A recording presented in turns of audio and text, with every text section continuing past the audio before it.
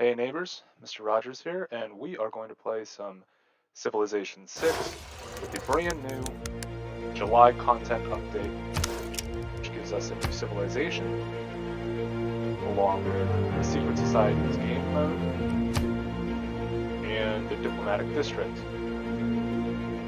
Let's get this set up. We're going to just kind of have a standard game here, fractal. Standard map, it says we're going to play as the Menelik second Ethiopia. We'll over his bonuses a little bit. And we have Civic Society. I'm not going to play with the populace mode, I just kind of want to focus on Civic Society.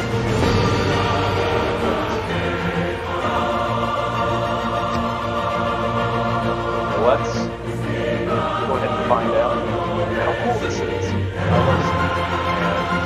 I love that they're continuing to give us updates. From the first stirrings of life beneath water, to the great beasts of the Stone Age, to man taking his first upright steps, you have come far. Now begins your greatest quest. From this early cradle of civilization on towards the stars. Menelik II, great king and emperor, you have a vision for your people. You will build both friendships and factories, alliances and railways, and use your wits and your wisdom to bring Ethiopia into a bright and free future.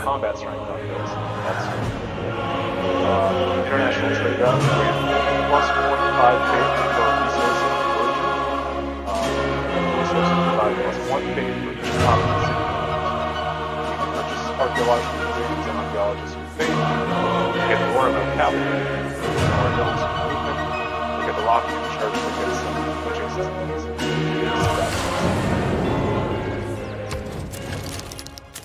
So as we can see, builders can create the rock-hewn church, unique to Ethiopia. We get 1 faith, and we get 1 faith for every adjacent mountain and hills tile. Provides tourism after researching flight from faith.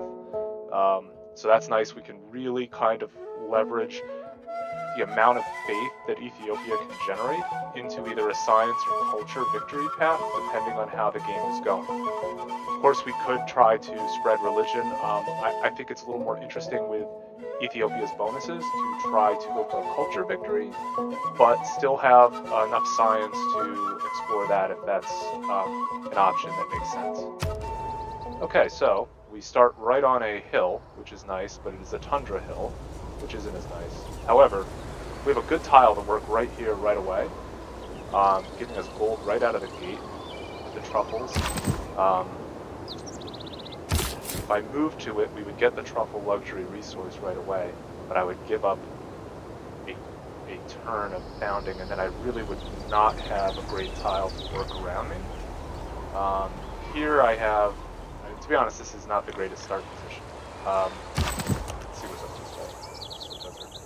I think we're probably just going to settle here and make do working this tile, and then trying to grow out from there. Get the sailing boost, that's nice. We're going to pretty much research animal husbandry here and hope that we find some horses so we get some better tiles. Let's go ahead and get a scout out of the gate, and make sure we're working the good tile. We are. At least we're getting gold right out of the gate. Hopefully I'll be able to buy a builder and really kind of boost this up. Okay.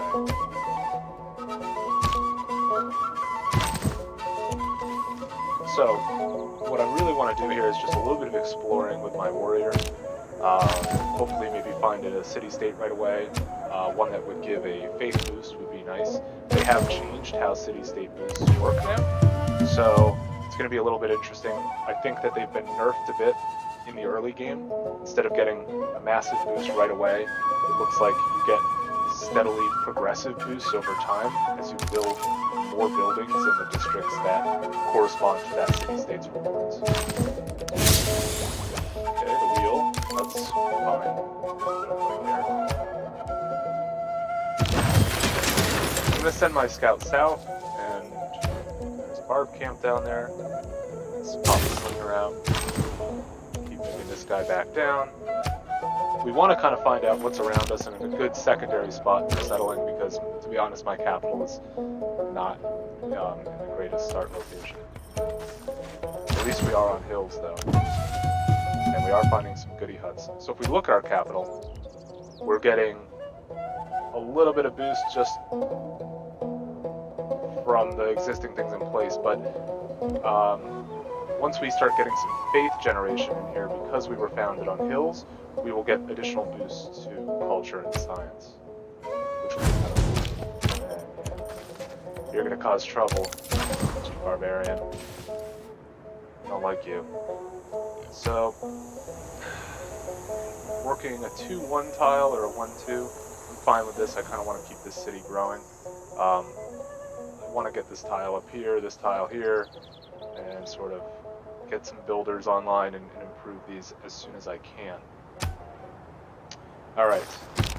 I do not want this scout to get back to his barbarian camp, because that will cause bad things for me. Oh, here we go. We've got our secret society, the Void Singers. If we so choose to join, we have discovered a mysterious society and earned 1 governor title.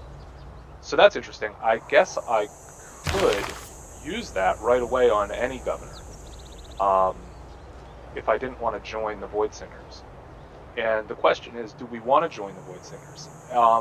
There's 4 new secret societies: Void Singers, Hermetic Order, the Owls, and the Sanguine Pact vampires.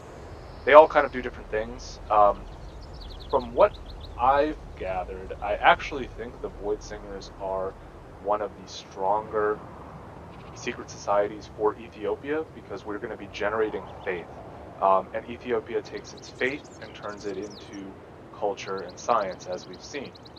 So, because we're doing this and it's fun and we're right into it, and I do think the Void Singers are a good option to go with, I'm just going to go ahead and join the Void Singers. We have joined them, and what we get right out of the gate is initiation. It's unlocked again by discovering a tribal village. It allows us to construct the Old God Obelisk, which is a powerful replacement of the monument. This is kind of a nice little boost out of the gate, because we're going to build monuments anyways. And if we go in here to our city's production screen, we're making a slinger right now, and I'm going to finish that. I don't know where I got a builder from. To be honest, I really have no clue. Did anybody see where I got a builder from? I guess, was that part of unlocks by this? I guess the tribal village gave me a builder, and just hitting a tribal village unlocked the voice. Okay, that makes sense.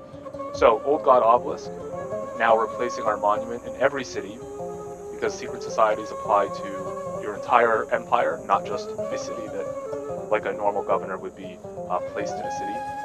The secret societies are not. So, we get 1 great work slot that can hold any type of great work. Again, this is feeding into this culture victory path that we can leverage based on our faith output. It gets the typical monument bonus of 1 loyalty per turn, and the 1 culture per turn if you're at full loyalty. It also creates 4 faith per turn as another boost. So this is really powerful, especially early game. In fact, if I didn't have this barb camp down here with him already have located me, I would probably just switch over to this obelisk and get it out of the way. But I'm a little concerned that I could have a barbarian problem. So I'm going to let that finish, and then we are going to build this obelisk. And in 1 turn I will get animal husbandry and be able to work these truffle tiles, giving me an even stronger starting tile. We also have this tribal hut down here we want to hit. Alright, so... If there are no dogs in... He is on a hills tile, and we don't yet have our discipline card. But it looks like we can hit him for a decent amount of damage. I would really like to get him before he gets back to his home turf. as for our next science, what do we want to research? Well, unfortunately, we don't have horses around us. That is a bit of a bummer. Might as well build this camp and get a little more gold in housing. We're off to a good start with gold, really. This was a nice tile to have right there, even though we don't have a lot of other amazing tiles in our immediate vicinity. So, I don't see any reason to really research pottery yet, because it's really not going to do anything for me here. Neither will mining, although I could pop some mines up on some of these hills for better production. I just don't think we're going to have the housing or food. I'm actually just going to go for astrology, try to get our faith game up and running here. I am curious to see... we are getting 1 faith from resources. I actually don't know where this faith is coming from, but I'll take it. I will take the faith. It's strange. I'm going to have to figure that out sooner rather than later. That's not good. He's going that way. Oh, good. He's trapped. Okay. Perfect. That makes me feel a lot better. We're 1 turn from getting the slinger. And I'm going to head up to this tile and probably buy this tile because it's the next best one that I can really work. We are going to be able to take care of this guy, and maybe we can get our boost to archery if I play my cards right here. Now let's crank out that obelisk. Really want to see that. I like the way this thing looks with blue flames. It's pretty cool from what I've seen in the live stream. It is not wisdom. What the devs have done. Alright, let's pop discipline in, get some extra damage against barbarians. I really want to get my Pantheon as soon as I can, so we're just going to plug that in. A little extra gold doesn't hurt, but I really want the extra faith. I'm not going to attack him this turn. I want to move my slinger down and get that boost archery. We are going to improve 3 tiles before we're probably going to find a second continent, so we'll jump on there. And buying that tile. And making a camp and getting more money. At least our economy is off to a good start. We will see. The music is too loud. Okay, I don't know why it was actually I think the game volume in general. Okay, I will fix that. Now tell me if that sounds a little bit better when you get a chance. Thank you, Enter Sandman. Also, great Mariano Rivera / Metallica name there. Now, where my 3rd tile improvement is going to be somewhere. 3rd tile improvement is going to be somewhere. I'm not exactly sure where yet. I don't have a really good option at this moment. Maybe this camp down here. Alright, we'll move him in, and we will move to the next turn. Another barbarian camp. There's one down this way too. Alright, that's fine.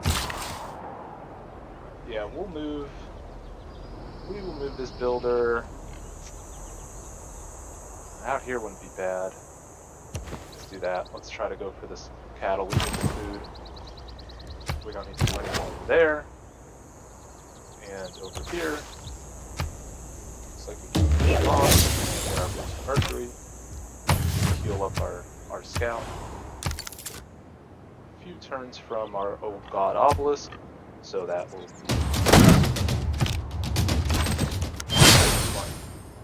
steal all of these goody huts as soon as possible. Extra population is nice, although I don't really have a great tile to work at the moment. Hopefully I will have enough money to buy my way up here. It's a good thing we're making a pretty good income so far. Haven't found any other civs yet. This is kind of a strange starting continent area. Is this a +6 defense? It is. I'll just leave him there and he'll kill himself against it. We're going to move our slinger up and deal with this camp. best we can. So when I want to buy these tiles here, I might as well buy this tile first and then the cattle, because this is a better tile than just the grassland tile. I'm going to need to wait, it looks like 2 turns probably, to be able to afford that tile. That's fine, we'll still be done in plenty of time to get the boost for craftsmanship and not waste any production there.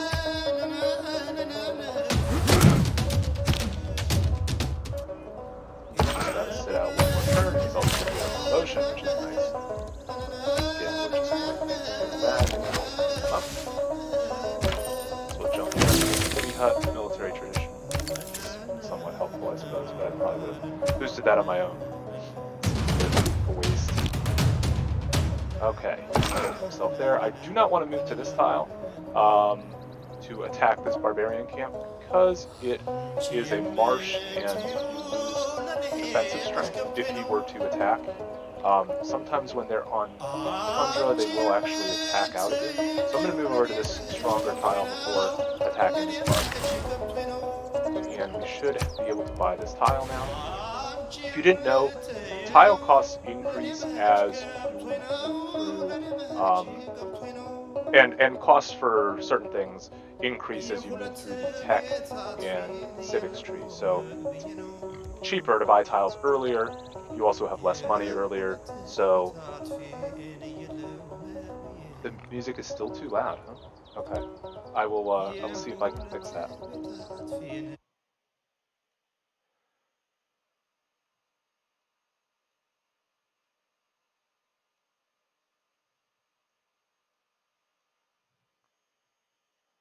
All right. Okay, let's see if that's better. I popped over into OBS and I should have been able to turn that stuff down. Apologies. Apologies. It was a bit of a makeshift stream today. Alright, we'll get our boost to craftsmanship and we'll get a good tile along with the boost to horseback riding, which is nice. That was a productive turn.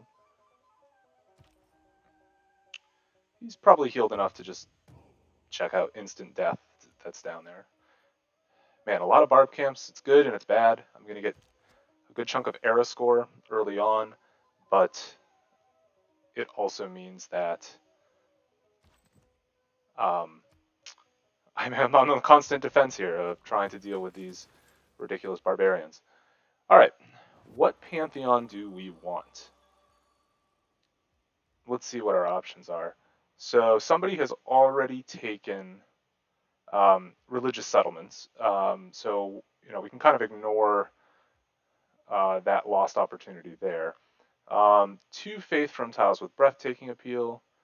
2 faith from geothermal fissures and volcanic soil. I haven't even found a volcano yet, so that's really not going to, or any geothermal tiles. Yeah, you've got 4.5 hours left at work before you get to play. Yeah, well, I figured that this could be a good opportunity to enjoy this during your lunch break or whatever you're doing. I'm just going to pop into the chat and say hi. Ethiopia gang. Okay, way better. Okay, perfect. So let's take a look. So we don't really, I already had a builder and I don't have any other tiles to improve at the moment that makes sense. So this is kind of worthless. All of these initiation rites, God of Healing, these are kind of pointless. We could take God of the Forge. That's a really strong Pantheon, especially in the early game, getting that boost to military. Especially with all these barbarian camps. So right now I'm leaning towards God of the Forge. We don't have any plantations near us, so this is kind of pointless. 1 production and 1 faith from improved strategic resources. I also have not found any strategic resources near me, so also pointless. 2 faith from mines over luxury and bonus resources. Again, I have a terrible start position and I have nothing to work with. Quarries, same deal. Camps, this could be helpful. 1 food and 1 production from camps. I have 2 camps already, and I have the chance to get a 3rd down here. Let's see what's around me for other camp opportunities. I don't see a lot. I'm sure there is some down here, probably deer or foxes or something. So, well, I'm glad that you are enjoying the stream, uh, the Cyrindil, and my sort of meandering commentary. +1 culture from pastures. There are a few pasture opportunities here, but 1 production from fishing boats. These are a bit far from my capital. I'm not going to be able to work those. I could get this one. Doesn't seem like a great option either. Marsh, oasis, and desert floodplains. I don't really see any of those going on. There's some potentially desert floodplains up here. Yeah. So if this is probably not a desert floodplain. Yeah. So there's 3 there. That's maybe the 4th over here. Yeah. So that's a possibility. I don't know. Divine Spark. Everyone kind of knows that one. You get the extra great person points. It's a very strong Pantheon to take just in general. Doesn't matter. Um, God of Craftsmen is good for Ethiopia since they receive faith from improved resources. Oh, you're correct. Faith, receive faith from improved resources. Once we get into improved resources, provide +1 faith for each copy the city owns. Okay, so we should be getting 3 faith just from these then, if I'm following that correctly. Yeah, from resources +3. Okay, thank you for that tip. That's you're right. God of the Craftsman, um, 1 production and 1 faith from improved strategic resources though. See, that's the problem. I don't have strategic resources near me really. I don't know if you're thinking about that because basically that would mean horses, iron, niter, and of course some of those things may come online later in the game and at other city founding locations. I'm sure there are strategic resources around here. It's just hard for me to sink into that pantheon when I don't have any that I can see so far. Um, and I feel like pantheons should benefit you early on, first and foremost, and then help you in the later game just with a steady small boost. I do see your point. This could be this is a great one for Ethiopia if you have strategic resources. I mean, then you're just really killing it. Um, I don't have a lot of food and I don't have a lot of production. I think I'm going to take Goddess of the Hunt, and when I work over this way to scout, hope hope maybe I can see that actually. I can't see anything through the woods. Hopefully we can find something that makes some sense. I didn't see you had strategic resources. Yeah, I don't have any, unfortunately. If you had a start position with strategic resources, I think it would be great. We're gonna take Goddess of the Hunt and just get our city growing that much faster. So now we're getting. I mean, these are really good tiles now. And even when I get this tile, which wasn't that strong, it'll be a pretty solid tile to work in the future. And if there are any other camps throughout the game, we'll get a good boost from that as well. All right. Sorry for slowing down there on the Pantheon. Let's get our settler out. This guy is. I don't know if he came from this camp or if he came from this camp. Either way, it's going to take him a while to get wherever he's going. So hopefully we're able to wipe these camps out in the meantime. Um, and then when the settler is done, I think we will try to get a holy site online. Okay. We will leave. He disappeared into the fog of war. We're going to head up this way with our slinger. Oh, well that was nice. Okay, so we've got Crater Lake over here. It's not one of the most amazing natural wonders. It was nice to get that little bit of boost to astrology, but we're currently building a settler anyway. It does give fresh water though, so that makes area down here potentially settleable, especially if there are camps to be made around there. So we'll scout that area and see what's going on. I'm gonna go ahead and hope to get Temple of Artemis because of that synergy with camps and pastures. If I put it, see, Temple of Artemis gives us each camp, pasture, and plantation, and I have a pasture as well. Within 4 tiles of the wonder provides +1 amenity. So I could really get some big amenities in my capital if I put it, say, here on a pretty unworkable tile anyway, and get the boosts to these 3 plus this one. Actually, maybe if I 1, 2, 3, 4. If it was here, 1, 2. Okay, so if we put it here, we could get, yeah, this is the ideal spot for, I'm going to add a tax so that I don't forget because I often forget everything that I'm doing. We want Temple of Artemis to go right there. I know a lot of people will say, you know, don't build an early wonder, it's a waste of production. I just really like building wonders in this game. It makes me feel like I've accomplished something. I'm not going to win every game, but if I get some wonders out, I kind of feel a little bit better about myself. Now that we've got our Pantheon, we can ditch God King. We're making enough gold anyway. I don't need any builders right now. Urban Planning is one of the most solid early game cards. Our Scout has earned a promotion. Wonder what our movement costs are here. Okay, we're going to move him and then promote to move more quickly through woods, since that seems to be what's around him. All right. I want to instantly, or as quickly as possible, work towards political philosophy. You pretty much always do. There are some very rare use cases. Let's say you're really getting into a war early on, you might want to jump up for military tradition to get flanking bonuses.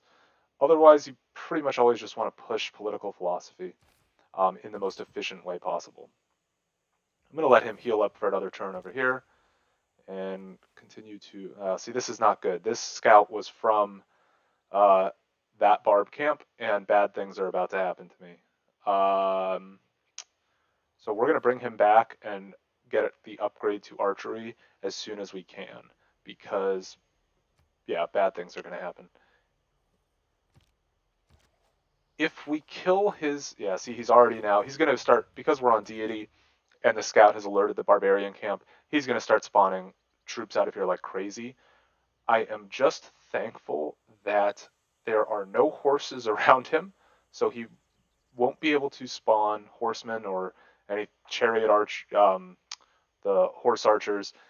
He's only really going to be able to make warriors and slingers for now, and then eventually archers. Okay, we found Babylon. We were not the first civ to find Babylon. Somebody's already got a Amani governor there, so that's cool. So somebody is far ahead of me in every way, shape, and form. And we can't see who they are because we have not met them.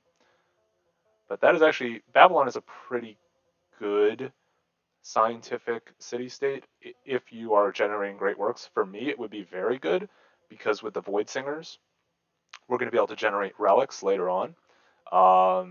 And so we would get some extra science from that too. So game is set to Civ 5 in YouTube. Oh, Potato McWhiskey's watching. That's awesome. Is it really set to Civ 5? I set it to Civ 6. That's bizarre. Sorry about that. I think if I am going to fix that, I have to. Let's see if I can quickly fix that in YouTube. Stream. Get out of here. Civ 6. I don't see where it would be set to Civ 5 because I thought I popped it on. Well, that is unfortunate. Let's see. Don't know where to see that. Potato, do you know where to go in and change that while streaming? If you have a little bit of help there, that would be helpful. I would appreciate it. For now, I'm just going to kind of keep playing. Hopefully people are able to find it, but that is unfortunate.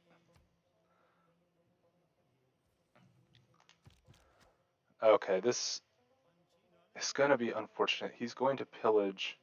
We do get a defense modifier here. We're going to kind of sit over here and try to get him promoted and survive a little bit until we get archery, and then we can just slaughter him.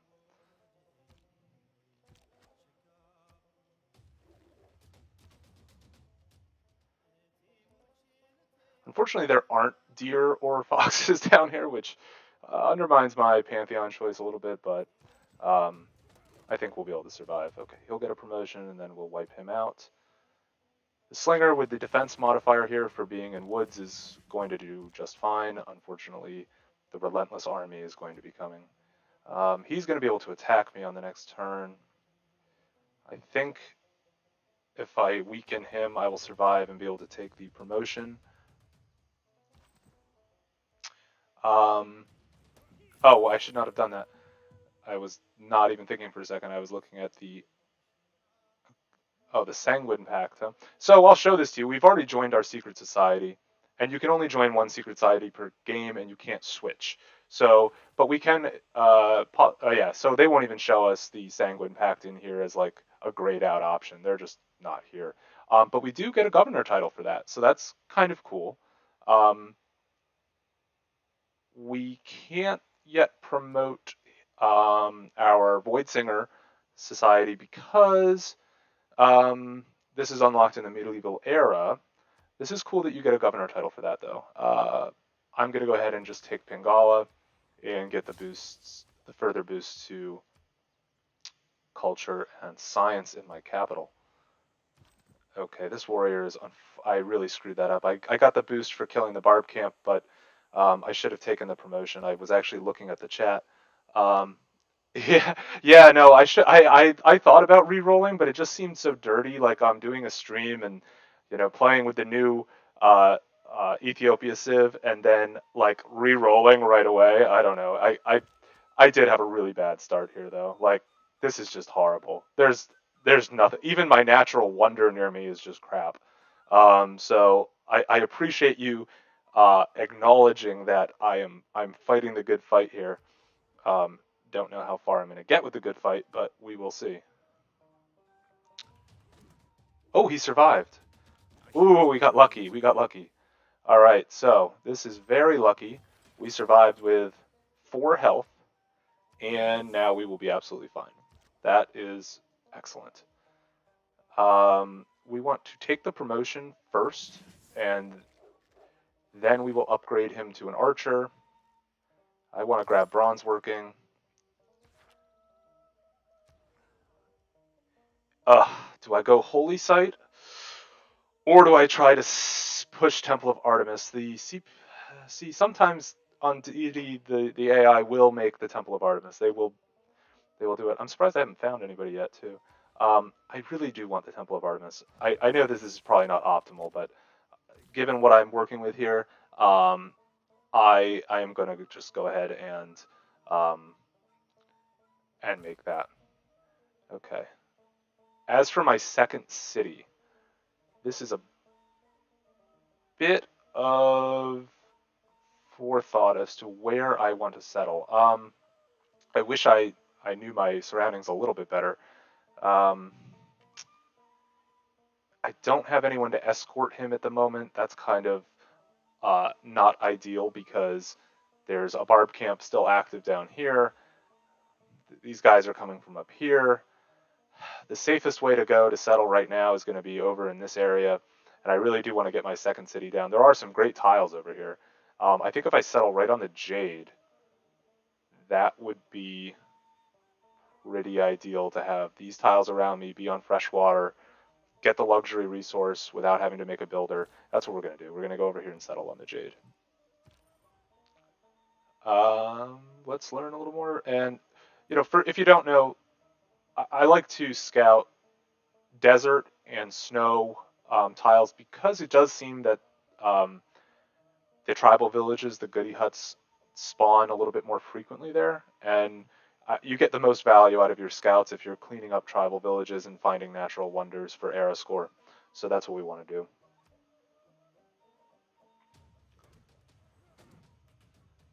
Okay, what we're going to do is retreat him to a safe defense modifier 6 from the hills and woods tile, and then we're going to fortify up there, and he's not really going to be able to do much to me. This is not good. This is not good. If we upgrade you to an archer, then Tundra, Holy Site, Pantheon. I could have taken that. I think it was gone already, actually. Yeah, I believe Dance of the Aurora was already gone by the time I got my Pantheon. That would have been a solid faith output Pantheon. So my best bet here is to retreat one. Oh, this isn't friendly territory. This is just annoying. Take the upgrade. Now that Slinger can't hit me on this turn. This guy still will be able to hit me. But I'll be able to kind of back into my capital while still getting my, that looks like a dead end down here, while still getting my settler out of here. So let's hope for good things to happen. All right, do we want any different policies? We don't right now. What we want is to keep moving him out of there. Shelter in place over there in the safe tiles. We're working all of our best tiles, so there's not much to micromanage there at the moment. I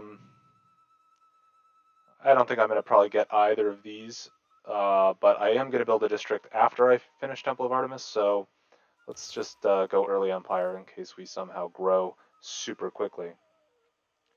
As for him, if we back onto the woods tile, I don't believe he'll be able to attack me, and then I can get into my capital and be safe. Losing units early game is really destructive to the barbs because it takes so much production to make a unit that losing one unnecessarily is just brutal. So even though he may pillage some of these and that'll be a pain, I think it's just better to protect my archer and distract them so that I can get my settler out of here and found my second city, which I'm sure a barb camp will spawn soon thereafter. I will have my warrior over here to protect my second city. They're on the Temple of Artemis. That's really annoying. Okay, let's crank a warrior out and we can just kind of start to finish these guys off. I need another promotion for my archer. That would be most helpful. I missed you getting the... Yeah, the top bar, you know, it's because sometimes Civ does this, like when you go into a certain screen and you back out, it gets cropped up top, and I never know how to fix it. It just seems to go away like between eras or when you hit like a World Congress or something that like takes over the whole screen. It's really kind of hit or miss though.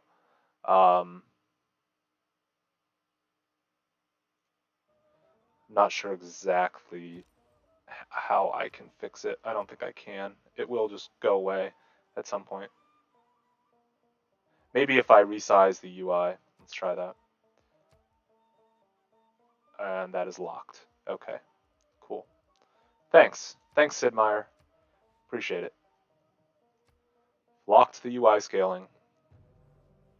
Who deserves more credit than the wife? Open one of the menu things there, like governor screen, and exit out. Okay. Oh, hey, there you go. Thank you. Appreciate that, Cyrindle. That is very helpful, and I did not know that. I swear I've like fiddled with that before, and I don't know. I guess I just couldn't figure it out. I never claimed to be the brightest. I just play this game a lot. All right. This is something that annoys this is one of the things that annoys me more than anything about this game. I should be able to take the warrior and move him out of the city to attack this warrior. He would kill him. I understand why they don't allow this mechanic, because if you don't kill him, then you could end up in a situation where a bunch of units are stuck. But it's just really annoying that I can't shoot with my archer and then move him out. I have to basically waste a turn moving him out. This would be great, though, if they don't pillage anything. That would be really nice. And 10 turns. Okay. Let's found our city on the Jade, so we are now getting that luxury resource. I wonder if that counts faith. It doesn't. So even though we get the luxury, it's not going to count that. We'll crank out another old god obelisk. So, and just so we can see, we have the old god obelisk. I'm going to turn off my yields here for a second, just so you can see it. It's all glowy and sort of evil and sinister looking. But it is giving me quite a bit of faith. The old god obelisk is giving me +4, and I'm getting some slight amenity boosts as well. So it's pretty cool. Looks a lot better than just a standard monument in my book. So let's see. And which tile? I should have checked which tile he was working. Okay, that's fine. He'll grow quickly, and then we'll work some of these productive tiles. Once this grows to 2 population in 3 turns, I will work this tile and this tile to crank out the obelisk.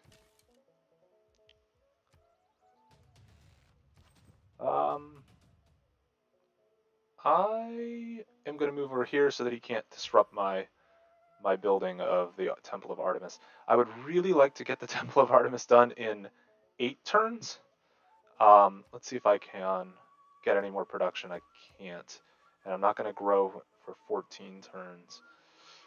And I don't have enough money to really change that at the moment. If I could buy a trader and get just a little bit of production trading to Adwa, then I could probably shave 1 turn off and avoid a Dark Age. Having a Dark Age on the first era is not the worst thing, especially since I'm not really near any other Civ. There should be a Civ over here somewhere, but it's not going to be a loyalty problem. And then I could get a Heroic Age. So I just don't like having Dark Ages, but this could actually be a useful Dark Age. Going to attack with our Archer and then finish him off. And let's see what else is up here. There we go. Oh, God. Well, he can sample our hospitality. I would not have shared my capital if he asked for that. He's going to try to kill Babylon pretty quickly. And he is a warmonger, and I despise playing with him. But,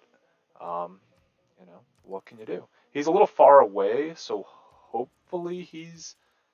gosh. Send our delegation always right away.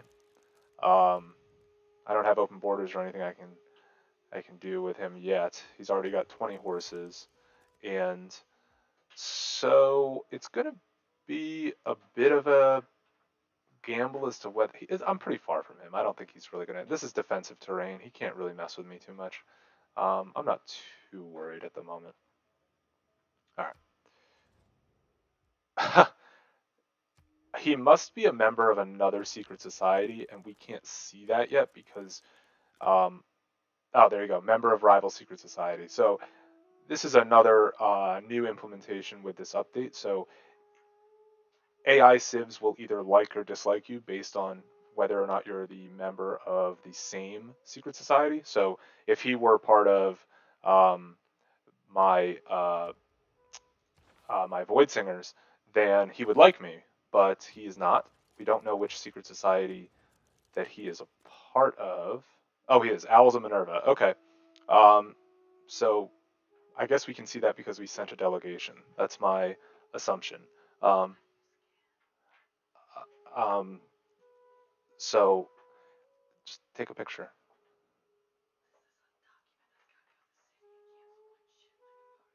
I'll help you later. Is it urgent? Yeah, today. Yeah.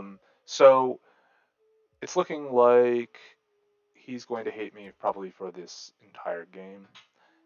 I am far away from him, and Chandragupta doesn't usually have a problem with civs who are far away from him, but we'll see, I guess. Ugh, this is not pretty up there. Let's see what he's got going on over in Delhi and his surrounding areas. He is from Owls of Minerva. Yes, I saw that. I missed that at first. It didn't show me, I guess, on the first turn of meeting him, but after the AI refreshed from my delegation, it showed. I thought that you could only see secret societies once you had uncovered them. So, like, I should right now be able to see um, the Void Singers and the Sanguine Pact because I found both of them. But I guess maybe with the delegation, I can see kind of what he's doing as well. We still kind of need these two cards in here. You know, I would love to put in colonization and start cranking out some settlers, but you know that's going to have to wait for political philosophy and our government because this is just a relentless horde coming down from here. I'm going to sneak up behind this barb camp and wipe it out because screw him. I do want to get this goody hut down here too. Another governor promotion. Pangala. We are... Well, we're behind in everything, so it doesn't really matter what we take. I think with the obelisks boosting culture, I'm going to take his science boost for now. I don't plan to build a campus for a little while longer. State workforce. Yeah, this is not good. We're going to have to bring him back a bit and let my archer pick him off as he comes through. Yeah, he's already got Varus. That's nice. Hopefully he does not send them my way. I think he would kill Babylon before he... My concern is he's going to kill Babylon, and then we're going to be quote-unquote neighbors, and then he's going to start sending over the war elephants, which is not what I want. This thing did that again. That's so annoying. All right, 118. I wonder if I can trade him... Oh, now I have open borders. He would give me 16 gold. Fine. And... See, I would really like to get a little bit more gold. The jade he would give... Let's just see if how much he will give me. It looks like that 100 was pretty close in the first place. Alright, 108 gold. So what that's going to allow me to do, I know that it sucks to lose the amenity because I don't think I'm going to be getting amenity boosts, but if I can create a trader in my capital, and then on the next turn send him over here for some production, I think I can finish the Temple of Artemis before the era runs out, and get the associated boosts, and also avoid a dark era. Dark Age. Okay, I'm going to have to move him here to prevent him from hitting me. Well, he wouldn't have been able to hit me next turn anyways, but also to prevent him from blocking my construction. This is going to suck, though, if they pillage this trade route. God, what a pain. These barbs. I keep sending you up there. This is going to be a bit of a gamble. He couldn't move here and pillage it on the same turn. That extra production... Yeah, so we're going to finish it in 5 turns now. That's still not enough. What? That's disappointing. I thought that 1 extra production might... I should have done the math, but whatever. Stonehenge has been completed. Okay. We want to whack this guy and get him off of our trade route tile. And we're going to let him heal a little bit. I imagine there's going to be some pillaging going on, but we will find out. What do we want to do here? Might as well just pick up pottery now. And we're going to head him up to the north. And go to our next turn. Once this barb camp is out of my world, I'm going to be a much happier camper. I would survive a hit from him, so that is... that's going to be close, but I should be fine. We've found a tribal village right there. Okay, so we've got 2 there. I would love to get those.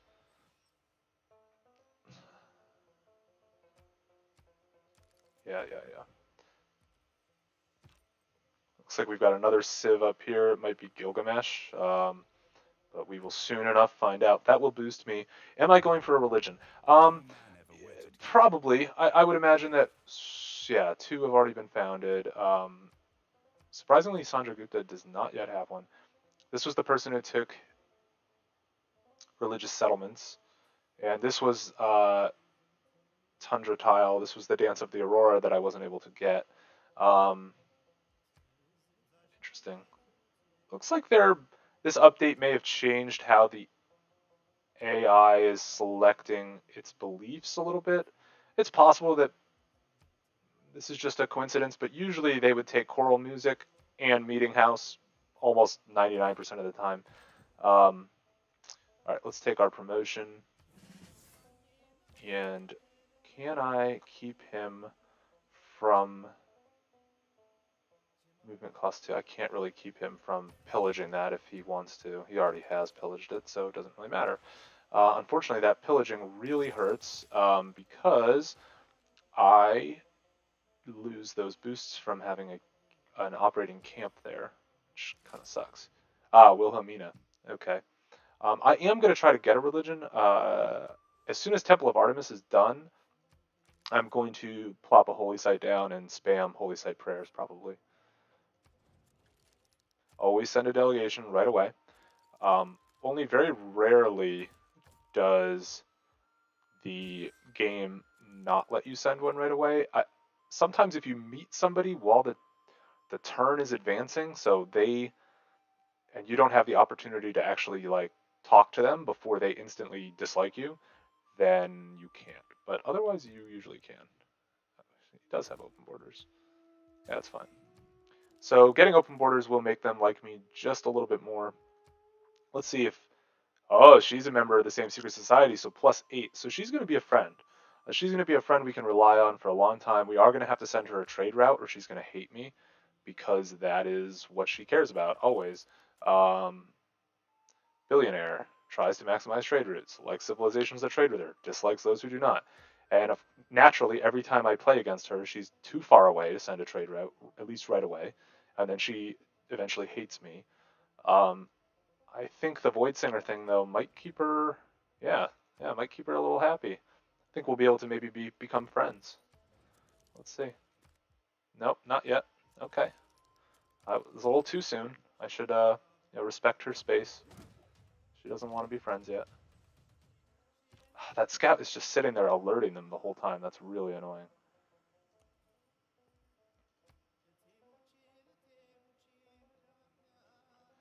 Alright. Oh, you know what? My bad. I completely forgot to come over here and work these production tiles to get this obelisk out quickly. But thankfully the city was just growing so quickly that it was kind of doing it by default anyway. This is actually good. We couldn't get a golden age anyways, and now this is going to give me era score towards my next era golden age when we finish the Temple of Artemis. Yes, so Lago saying that he likes the ability that, or she likes the ability that Menelik can make science and culture from faith if you settle on hills. Absolutely. I think, to be honest, one of my favorite ways to play is to generate faith for non-religious spreading uses. So to go into a culture or a science victory, it just feels like, to me, the most fun way to play. And I guess that's just sort of based on you're doing several things at the same time. My problem is I find spreading a religion to be very tedious. So I want a religion and I want my cities to follow it and maybe neighboring city states or civs that don't have a religion. But the amount of just micromanagement of religious units to spread your religion to me is just a real pain. What do I want here? I guess one time you treat Eureka. I'm going to make probably a campus, I guess, in my other city. So we'll take that. It's kind of just whatever. Do I want irrigation? I will get a boost to irrigation over here, so I should not take that yet. I want the free science. Let's just, let's pick up, I don't even have horses. Like, I have nothing. Like, I have no resources in my vicinity here. Oh yeah, they have a ton. She's got some. Everyone's got some but me. That's cool. And we also should be able to see iron. Oops, what did I click something? I don't know what I clicked. But I don't know that I saw any iron either. Yeah, of course, Chandragupta has iron. Why wouldn't he? He has iron, he has horses. I'm sure he's got probably uranium, and he just doesn't know it yet. Well, actually, he knows it. I just don't know it yet. Alright, well, that's kind of pointless then. Yeah, we may as well just take sailing so that we can check out. Alright, we want to do a holy site now. Don't have anything great adjacency-wise, and I don't want to take the deer for the holy site, since my Pantheon kind of gives me a boost for that. I guess we'll just take the easy +2 up here. I should also just double check. So, cities founded on hills, yes, we're founded on a hill. Blah blah blah. Rock-hewn church can only be built on hills or volcanic soil, not adjacent to another rock-hewn church, and it gets adjacency for mountain and hills tiles. Okay, so we should be able to put a rock-hewn church up here in this region. There should be fine, and it won't be. I mean, they can even go adjacent to mountains or volcanoes. So yeah, it'll be. We can put one here. We can put one here if we wanted to get rid of the woods, but I probably don't. If we're going into culture, we don't really want to be chopping woods down because we want them to be old growth by the end of the game. I think we're finally making a dent on this barb camp, thanks to my other warrior sidling in. Vessel's large, it is equally important. I still don't think we can really justify changing anything here, unfortunately. Let's see. He's just spawn, just the amount of unit spawn is just completely brutal. But I think we're pretty much in a spot here to get him. We're gonna move over here and attack in. He really should not have survived that, but that's fine, I guess. We're just gonna take whatever we have boosted at the moment. Another governor title. We are in the classical era, not the medieval era yet, so that's not going to help. Let's just promote Pangala. We'll take great people points so that when I get this holy site up, we are cranking out. See, this time now it doesn't fix this. Oh, there we go. See, it seems to be when I go into my government, it gets jacked up. I don't quite know why it's doing that, but I have not met 3 city-states. Hopefully my scout will, do something worth of something. Oh, there's 2. Hopefully there's one more over here or something. We can get that boost. Oh, man, just taking a beating up here by these guys. That's alright. We will get behind the river. And he'll probably kill me, but maybe he'll attack this guy.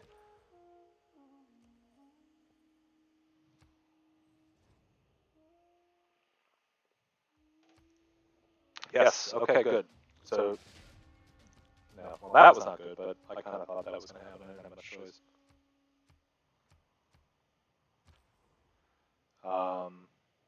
Yeah, sure, we'll kill him.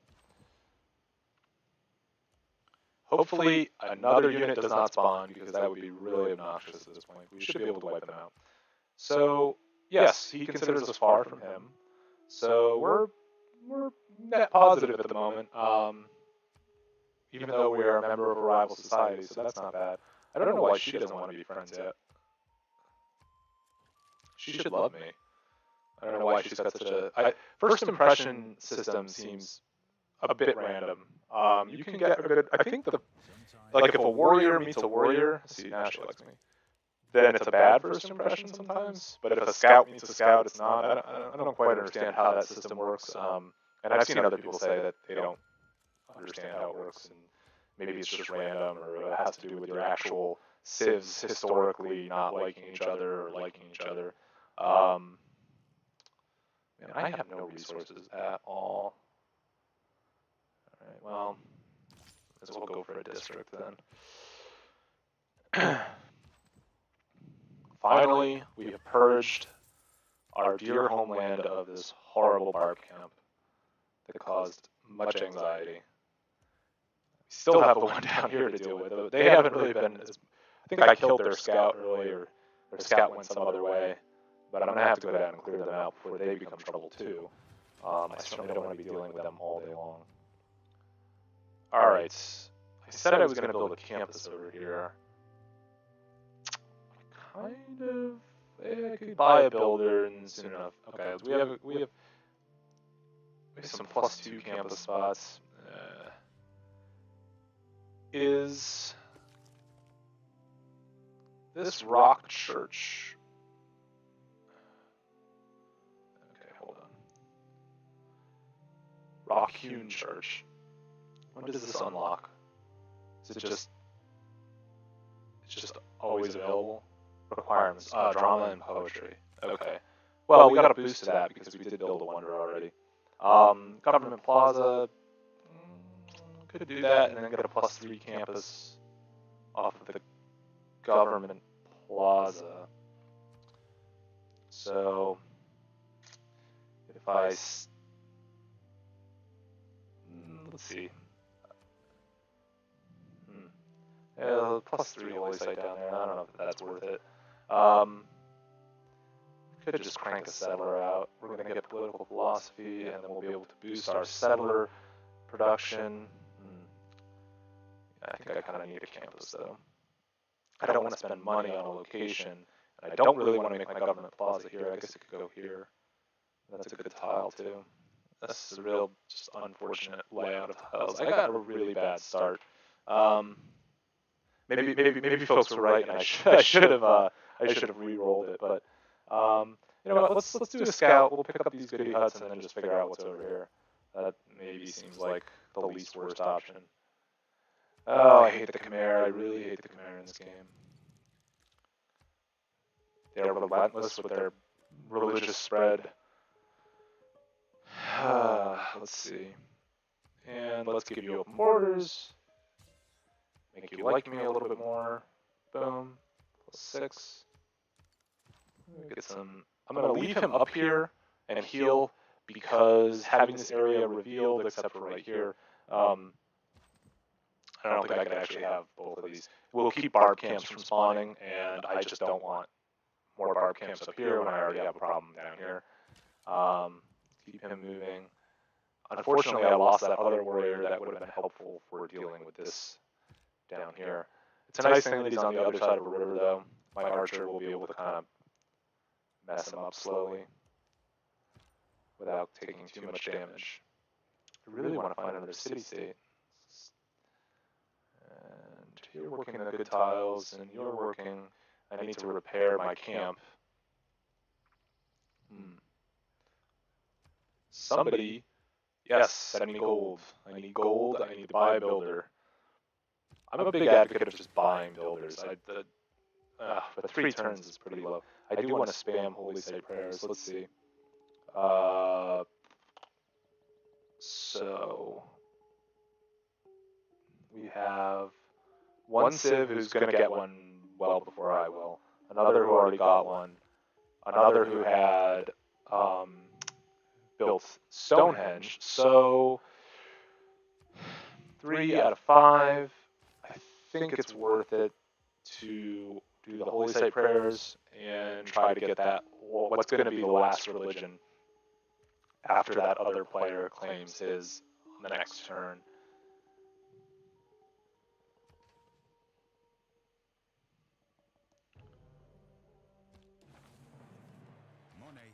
Okay. Yeah, well, sure. Just keep kind of plugging along. Hopefully one of those goody huts will give me a builder. That would be nice. Just keep moving you down. Maybe he'll come try to attack me. If I move down, maybe he'll try to attack me across the river and won't do much damage. He's going to come be a problem, really. Okay, not much down there. Going to move along these safer tiles as I go. I do have a lot of faith, actually, for kind of not doing anything with it yet.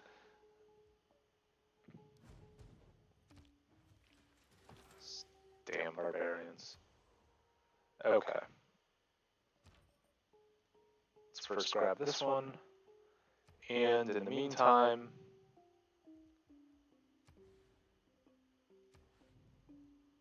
we'll pick up a granary and let that city grow a little bit faster with more housing. Now that it's one population away from being at its housing max, it's taking a food penalty, so it's really going to go much more slowly with growth. So that's why getting the granary is kind of worth it there. I know some people just think granaries are useless, but I would say they're not always. Okay, looks like another maybe 1 or 2 holy site prayers should get us to our religion.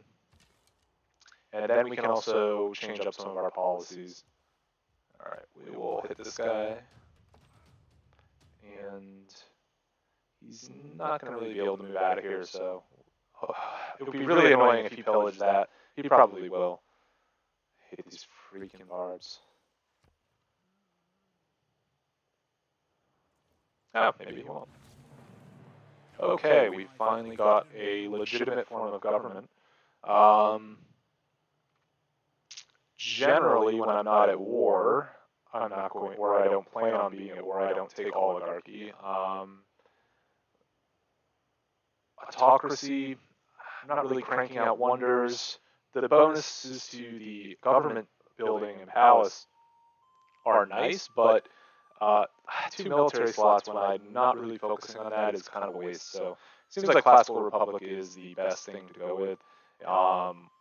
We'll get a boost in our capital because we have a holy site. We'll get 1 housing and an amenity, and we get some extra great people points, including those for the great profit we are working towards. So in here, we want the settler boost because I'm going to start expanding. I haven't met very many city-states, so we might as well take this diplomatic league so that when we come across city-states, we get 2 envoys instead of 1 if we are the first to find them. If we send an envoy, then we get 2 instead of 1 in the beginning. And the last tech that I want, I could go for Ilkum and produce builders a little more quickly, probably leaning towards that. The only other one that makes sense to me here is maybe Agog and get a little bit more military out, or maritime and get some boats out. I think I'm going to take Ilkum and get some tile improvements going after I get my religion. The diplomatic corridor. We're a little ways away from that, but soon we will be able to see what this diplomatic corridor looks like. Here we're going to get our rock-hewn church by researching drama and poetry. That'll be kind of fun and should line up when we start getting some builders online. And I'll go back and clean these ones up when it makes sense to do so. Okay, he's come out to attack me. That's fine, he's really not going to be able to do very much damage. We get to finish him off. We have 201 money. We're not far off from being able to buy a builder, which I think 120 gold. That's a nice goodie hut. Actually, I can work with that. I'm going to buy a builder over here and get some tiles online that have been waiting. Okay. Oh, that's cute. Okay. We're going to hit.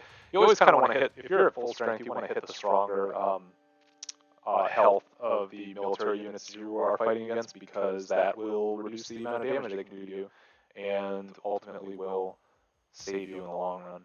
And the fact that I'm on this other side of the river here and they can't really do full damage to me because of river defense unless he crosses over here, and by then he'll be dead. So we're not too worried about it. Not too worried at all. Okay. Again, we're just going to kind of, I should be close to a promotion. Yeah, maybe 1 more turn of defending and attacking. Alright, this will give us a boost to irrigation, which at this point is going to be a 1-turn research. I shouldn't have even sent that scout down there. I was just hoping to maybe get lucky with like a hut. Okay, there's really nothing down this way. So that's nice. I don't need to worry about another civ encroaching from here. In fact, the only way they can encroach from, other than by sea, is over through this bit of a mess. If I forward settle Crater Lake, it seems like probably the most reliable way to get in a spot where I don't have to worry too much. There's horses over there. It'd be helpful, but I don't think I could settle that close to Delhi. There's definitely no way I could, so we'll ignore that for now. Chandragupta has finished his pyramids. These guys just threw themselves at me, and we killed that barb camp. We'll pick up irrigation, and as for our builder,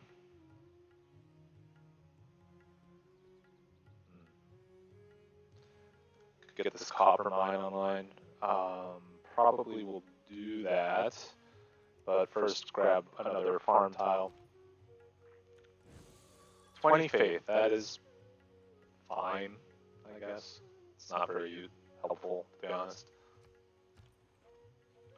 And at this point, I'm just going to kind of put this guy on auto over here. I don't really care what he does.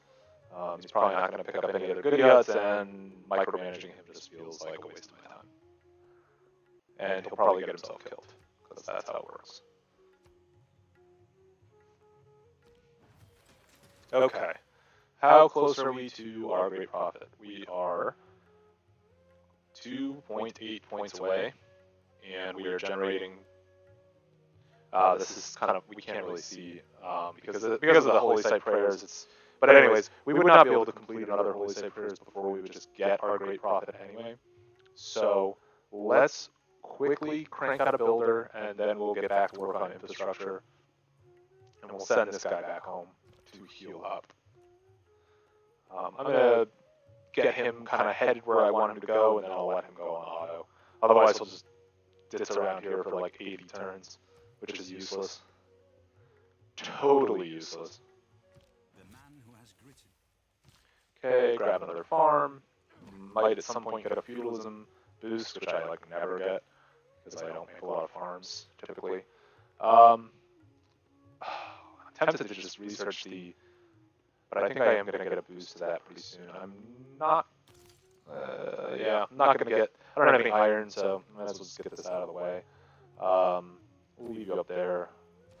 Actually, go one more. Keep the barbs at a distance. I'm going to have you go here and send him up that way and see what's going on over here. I wish I had more money. I keep saying that, but Machu Picchu, yeah. The poets have been We don't need great writer points right now. It's kind of this barb camp is way down there. That is not my problem at all. Good luck with that, Chandragupta. And might as well come back and clean these up and get our military flanking bonuses.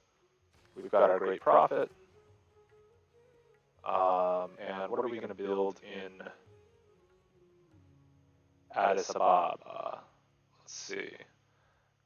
Probably going to take a look at what I can do. I don't really have any good campus spots here right now. Theater Square, there's some decent theater squares because of the Temple of Artemis. They could be better later on. Government Plaza could be helpful if I put it here, and I could then get a pretty decent theater square there. Let's see. Government Plaza would be helpful to have. Okay, we'll found our religion, and let's see what we've got available here. Surprisingly, whoever beat me to the Great Prophets point still hasn't founded that fourth religion, so that's good. That means we have some more options. Does anyone have a preference of what I'm going to do a custom, so which, starting with the crabs and ending with the turtle, what do we want to be? We're Ethiopia.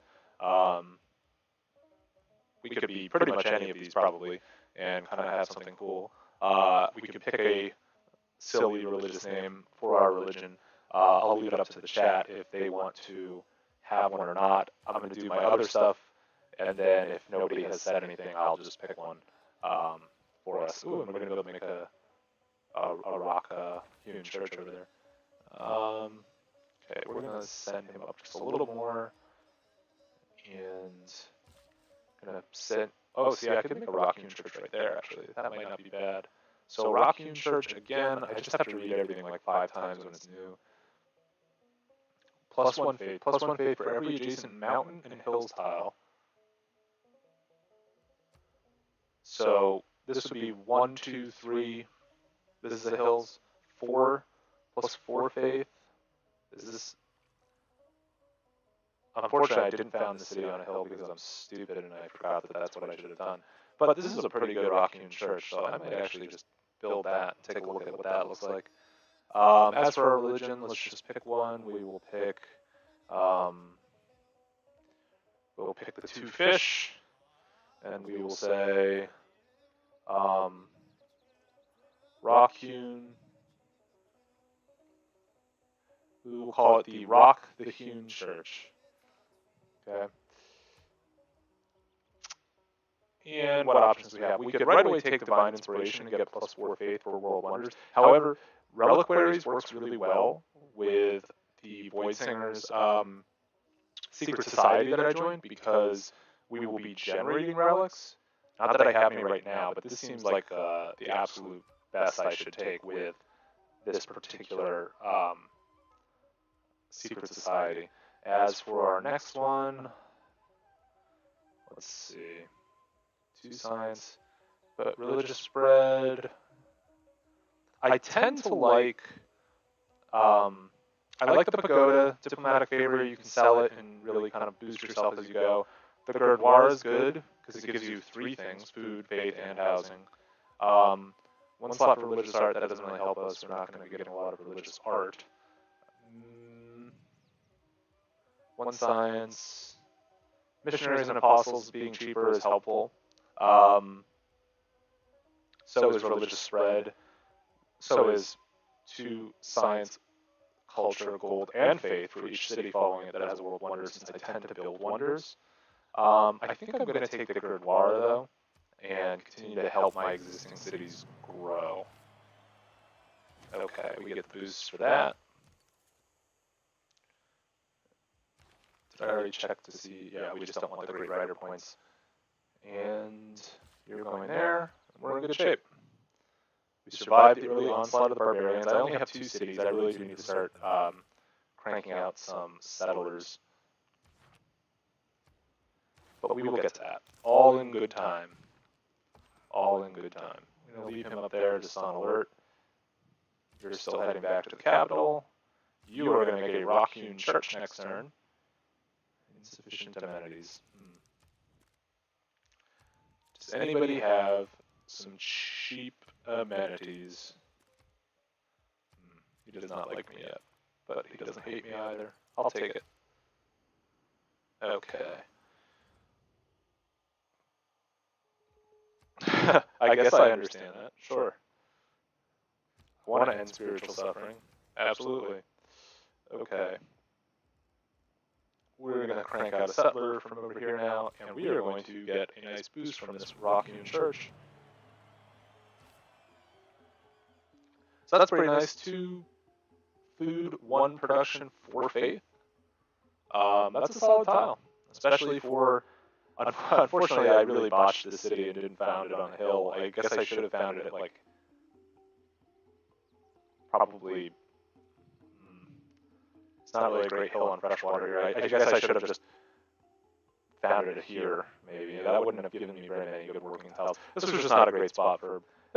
Again, this was just a bad start in general for Ethiopia and also for anybody ever in the history of this game. There's just really not a lot to work with here. I have no strategic resources, and we're at turn 64, which is kind of scary. And I have no hope of strategic resources. The closest I see are these horses, and they're out of... I can't get those. Yeah, this... Not a lot of options. I'm going to have to really boost everything other than military and have some walls and try to survive. Because I am not going to be able to have an advanced military for some time. Hopefully we have oil or something, or uranium over here, and we can... make something useful of it. I don't think I want to change anything yet, but Actually, I am not going to be making another builder for a while. I'm going to throw in maritime industries and probably crank out some ships, although this is useless here without a harbor on this side, because there's no way out here, I don't think. So, and that's where my ships would go. Oh, that's fine. The next city will be a harbor city. I don't even care. Found a religion, yes, we want to be able to build a temple, and we want to be able to get going with that. I want the science boost here for that. So now let's see how these are rewarded. So sending an envoy to somebody used to give you +2 science in the capital right away. Finding them early was super powerful, and it would be +2 production when you were +2 was what you got. Now you're getting +1, +1 for every library building in your empire. So if you have 10 cities, 10 libraries, this is going to give you +11 science, 1 for the capital and 10 for the library. So in a way, it scales better. It's more powerful. Here we get +2 science in every university and consulate. You can only have 1 consulate because you can only have 1 diplomatic district, but you could have 10 universities. So these, and then you get it for research labs and chanceries +3. So I think city-states have become more powerful long-term, especially for taller cities who have buildings in their districts versus wider cities that may only have the base district or 1 building.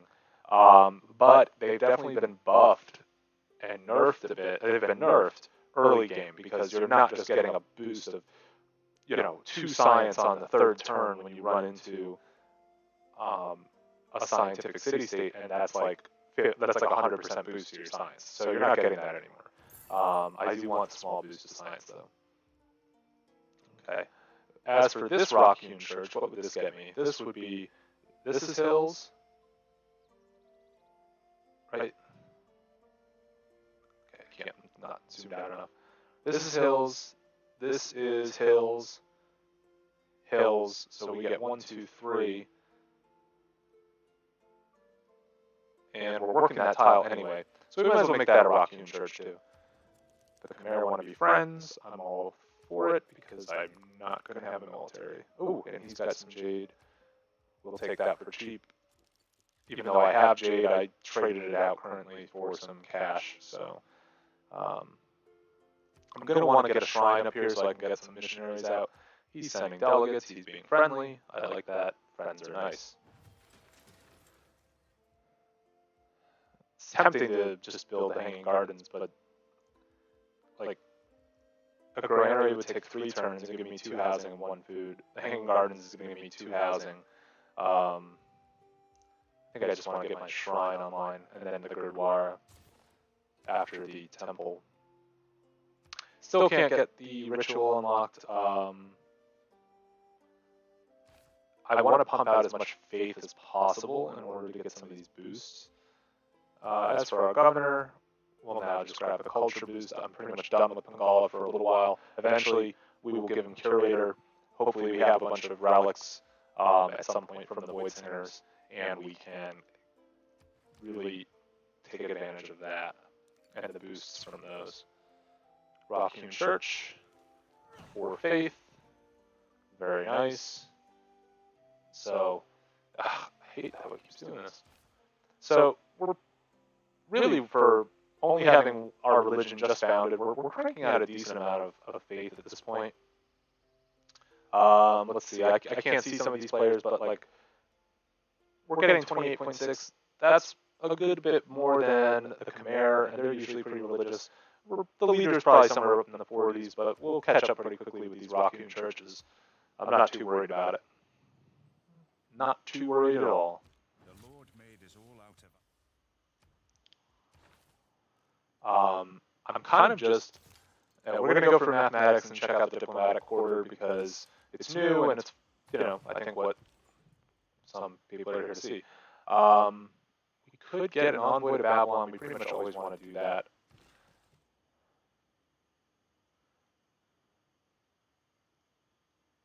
As for where to use, he's got 2 charges left. Oh, that's right, because I fixed that. Well, this could be a good rock-hewn church. Let's see, he's not working that tile, but this is hills. Yeah, this could be a pretty good one. We could do this, and then we could make a camp here and get our boosts from our Pantheon. Seems smart.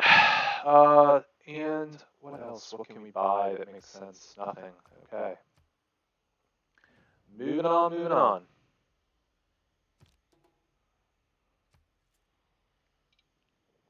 He's still working the best tiles possible. When he grows in a turn, I guess he's probably going to start working this tile. You're working all the best tiles. Go down here. Finally, you're almost in position to be useful.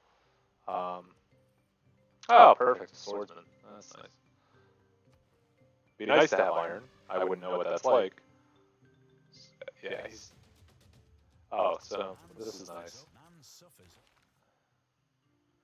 Yeah, I don't actually... We're going to take the Holy Site adjacency bonus for now.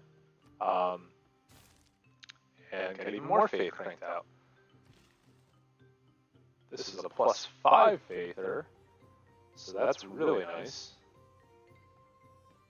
And because we convert faith to culture and science, we can see here at the very bottom of this pop-up, the 15% from modifiers, that is our Menelik II boost. So we're getting an extra 2.5 culture out of our capital just from pure faith output being converted into culture.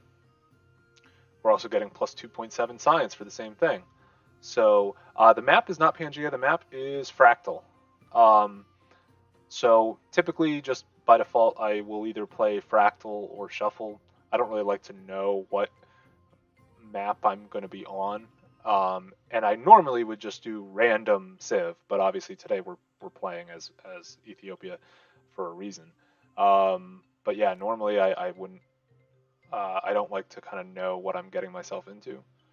Of course, this game has been a bit of a mess, but I'm trying to do my best with an otherwise poor start. All right, we'll just get that going on. I don't have any other good options there. We can see now. I'm a little worried about this because I see a siege tower over here. I see a swordsman. I know he's got elephants kicking around. Oh, there's our... Yeah, he's got an elephant up here. I don't know if I should sink another... Like, I can take suzerainty of Babylon. It wouldn't really help me. I don't have any relics or artifacts yet. It will eventually be very helpful if it survives. Chandragupta may kill it. He's the one... He's not going to be happy if I take the city-state, but I think I'm going to. Oh, God. Okay, well, that's nice. So there's a massive barbarian output over here, and that's going to be a lot of fun when they turn their attention over here. Hopefully Chandragupta deals with them, because I have no military or technology or anything at all. I'm going to have to move him. Maybe... Yeah, now great. Now they're going to be heading my way. Maybe I can just... usually you can kind of distract them. Unfortunately, my trade route is going to be plundered. That's very frustrating. I'm going to need to try to do something about this barb camp since Chandragupta is being lazy about it and sticking me with the bill. Oracle is tempting. We're going to be putting out a lot of faith, and it would be nice to be able to buy great people with our faith. Again, turning our faith into other means of victory condition, basically. Kind of want the Oracle. I could put it on this really crappy tile up here. That wouldn't be so bad. I'd have to spend 125 gold to do it, though. But it might be worth it. Is he doing anything? I'm trying to see if he's building the Oracle. He got the pyramids. Of course, he's got iron. What is this, a lumber mill? Oh, a holy site under construction. Okay, so he's tied up building a holy site. I can't really see everything he's got going on. The Dutch, I don't think that they're doing anything. All right, we're going to try to get the Oracle up here. There will potentially be a good theater square right here. So that may help with that as well.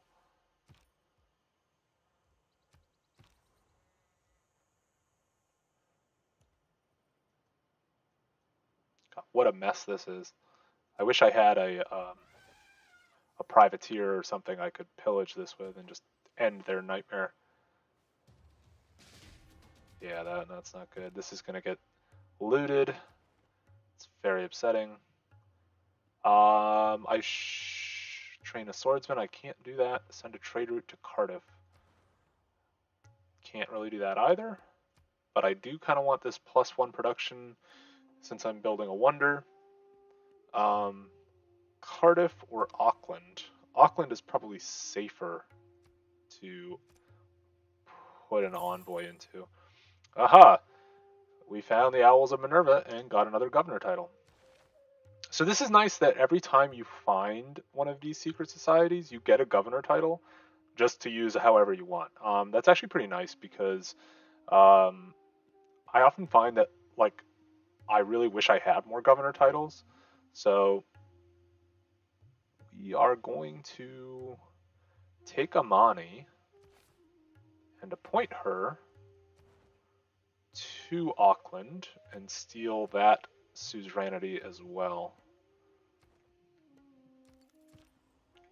And be able to get a better vision at all times about what our friend is up to over here. Really unfortunate that I'm going to lose this trade route before it ever gets going. And this camp should give me a nice boost.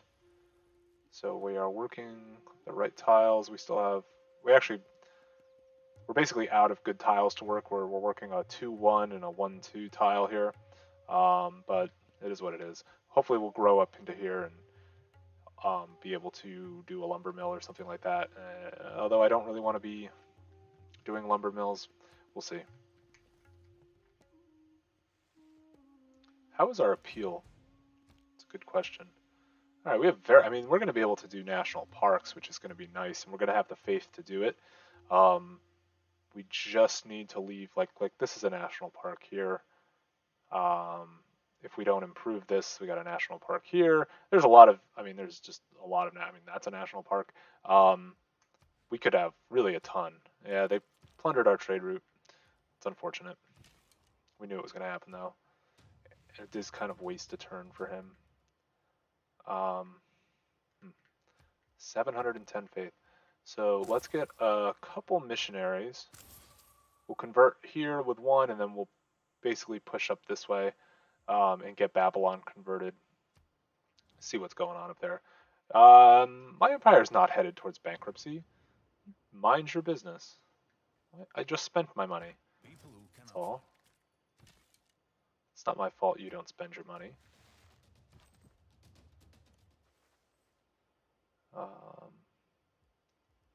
Yeah, that's fine. Okay, I don't want to send them into the barbs yet because they can they can condemn your religious units, and that would just be a real waste. Let's see what we have here for, there are no new policies, so I don't know what that was about. It likes to do that too. I'm going to go for defensive tactics. I'm rarely, and given what's going on in this game, I'm almost never going to be declared war upon, at least not early, so I might as well just grab this. I'm not going to get the boost for it. I tend to not like going for things that I know I will get a boost for until I have the boost, and in this case I'm not going to get it for defensive tactics in this game, since even Chandragupta doesn't hate me. He's going to hate me when I start trying to convert his cities though.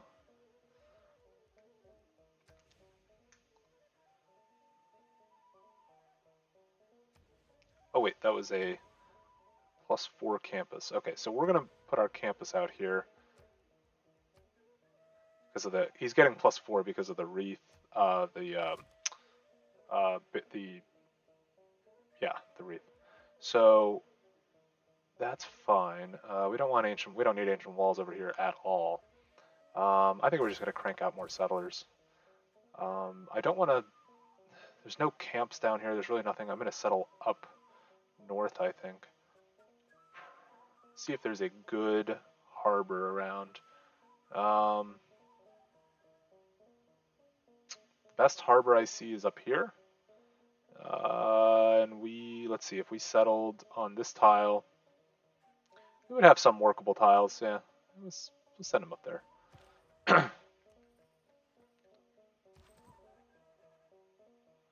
Okay. So of course you're going to try to... Oh good, we killed him. I wonder if anybody will trade me iron if they have it. Always milk the AI for gold whenever you can, including... Yeah, he will not trade me his iron. And Chandragupta probably... Let's see, give me some gold. And...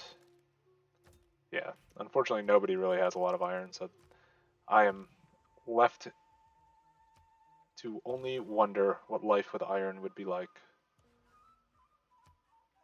It's very sad.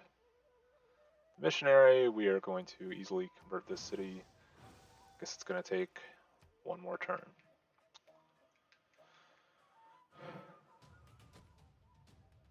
If I were again This is a defensive spot here, so we'll house up there for a little bit, let you heal up. We will kind of go the long way with the missionary. I don't want him to get snatched up by a barb. Might as well go ahead and grab Celestial Navigation so I can build that harbor once I'm up there. Okay, we've converted to Adwa.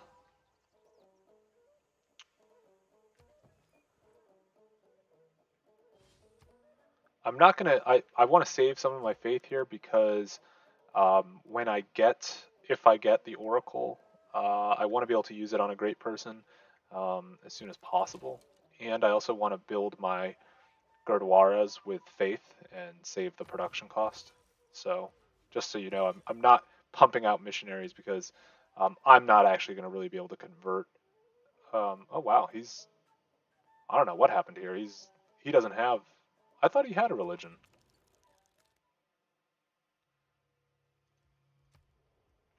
Maybe I will be able to convert him. Oh, where am I going here? Taoism, unknown, unknown, unknown. Netherlands. Oh, he doesn't have a religion. So actually, scratch everything I just said.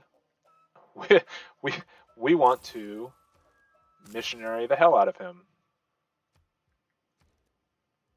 I don't have a shrine over there. We are going to try to convert Chandragupta and show him the way of the light, and he will be forever thankful. I still kind of, again, sucks that these barbarians are there, but that is okay.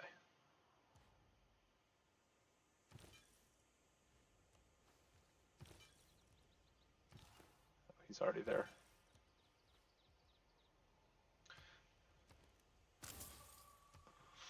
He is going to understand Rock the Hewn Church.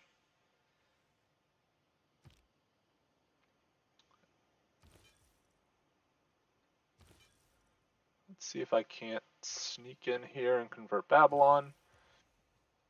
Head over for Trivandrum.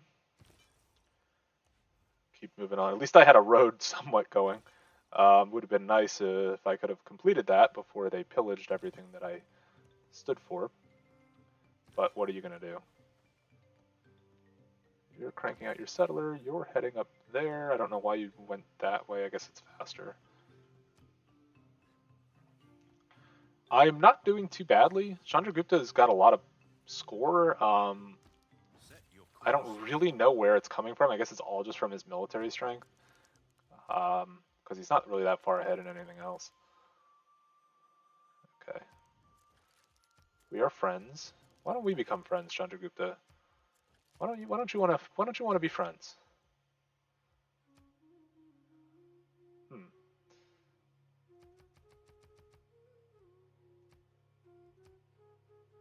Yeah, you don't pay enough for it. Let's see if anybody will pay me some good money for my... I try to figure out the going rate per 100. See, yeah, that's not a good enough going rate. And then just multiply it out. So if the best ones will give you 100 gold for 7 Diplo favor. 10 is still really good. We don't have open borders with him though, so let's do that real quick. Thought I swore that I did, but all right. And next, I'm gonna get engineering online and take a look at some aqueducts.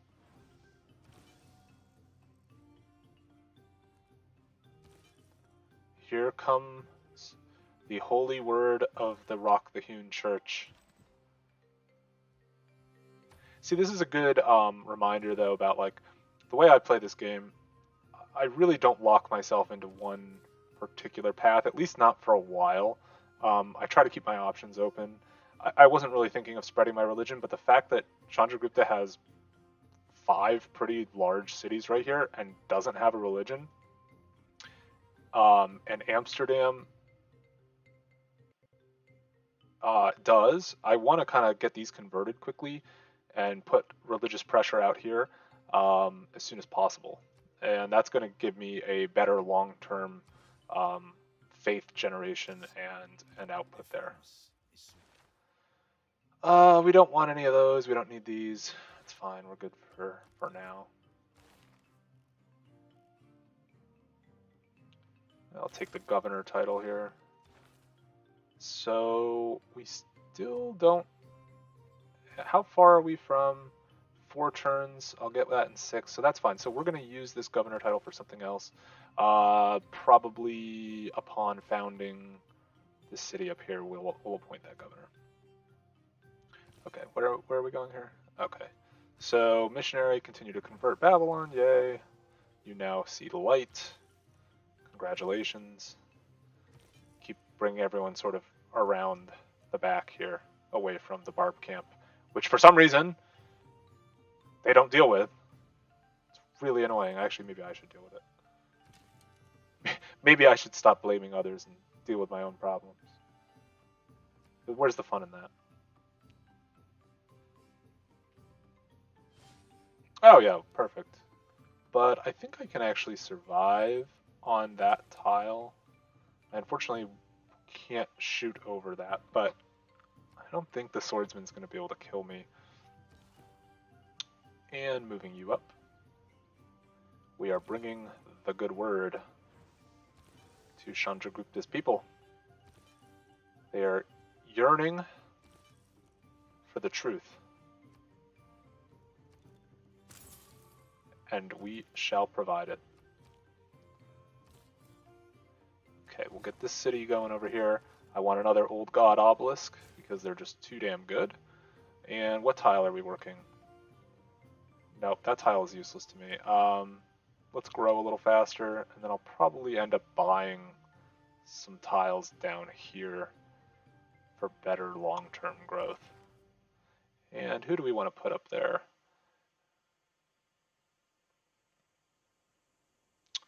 Well, this would be helpful to acquire new tiles more quickly.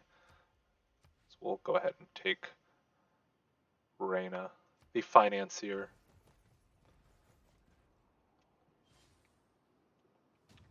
Nobody expects the Ethiopian Inquisition. Yes, no, nobody does. And my analysis here was completely wrong. Run away. Nobody expects the Ethiopian Inquisition, and then boom, missionaries everywhere. God, he's got. If he decides to come kill me, I'm pretty much dead. But you know what though? I had a poor starting position, and I'm making the best of it. No, you're gonna stay there. You're going to convert him on the next turn. You are going to quickly bounce up here and get this guy converted. We're doing pretty good, 44 faith per turn, which means that like in our capital, like yeah, 2.8 culture bonus from our faith production, 3 science bonus. So that's not nothing, considering that like I don't have like even a campus yet. I'm not that far behind. I'm actually ahead of 2 of these civs somehow in science, right there with culture, and they do seem to be producing a lot of faith, but maybe they're not spending it. So I mean, Chandragupta doesn't really have anything to spend it on. He doesn't have a religion. I guess the Khmer don't either, which is really surprising. Because that's Amsterdam. That's unknown, unknown, unknown. So yeah, surprisingly, 2 religious civs do not have a religion. I don't. Do I know where the Khmer is? Yeah, he's over that way. So I can actually sneak over and convert the Khmer too. And the Ethiopian Inquisition will continue. And we've got the Oracle, which is a nice bit of synergy with our faith output. So let's see if there are any great people in the near future we want to buy. Omar Khayyam, previously recruited. So let's see. Okay, so the best ones early on are gone anyway.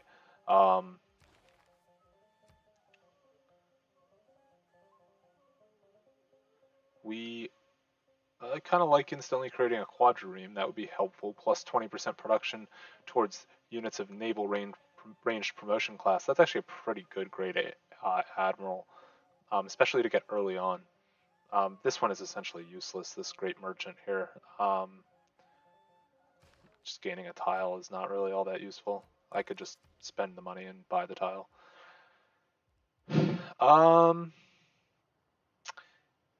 I think so. I could either go for the Ancestral Hall because I want to found more cities, but to be honest, I'm not going to be able to.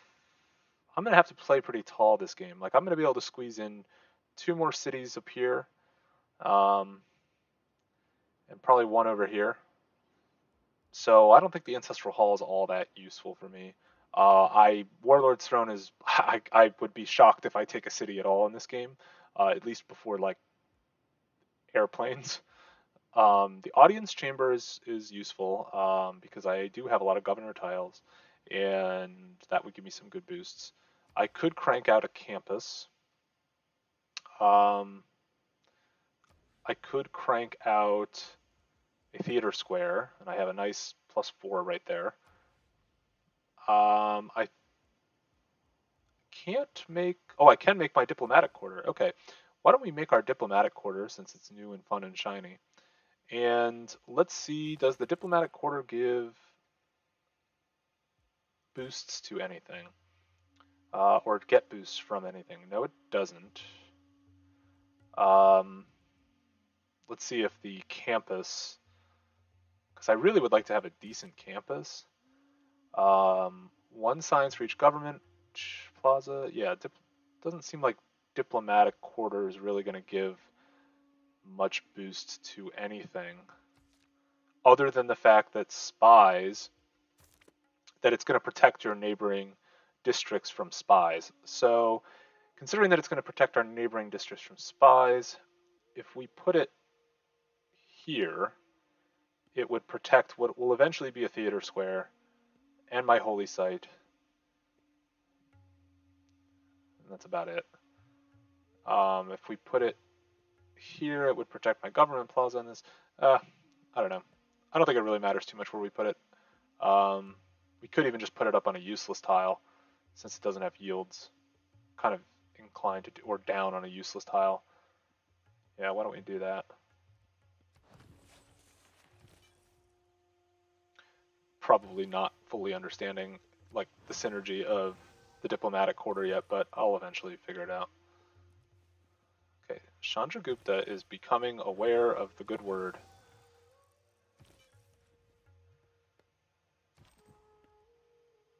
Yeah, this is not good. We're gonna back up 1 more. Hide out here. And hopefully he does this. These barbs focus on Babylon and everything else that's going on up there. They kind of just leave us alone for a little while. Ah, Eleanor. Nice to meet you. We would be fine exchanging information on our capital because You probably are nowhere near me, and you're not really a warmonger anyway. Send you our delegation. She's part of the Hermetic Order, so she's not going to like me because of that. It hasn't reflected in here yet, but it will next turn. So we want to do any trading we're going to do right now. Let's see how she favors Diplo. Nope. Not good enough. Sorry. 100% campus. I don't even have a campus. Governors don't have loyalty problems. Okay. Secret Society advances. Okay, great. So we'll be able to check that out in a second. Yeah, we'll get boosts for building our districts. We're not really doing great with era score. I should be popping up to 10 soon enough. Let's see. 16 turns. We need some food in here. But we'll figure that out. Okay, let's take a look at our Void Singers for a promotion. Cities earn gold, science, and culture per turn equal to 20% of their faith turn rate. Boom.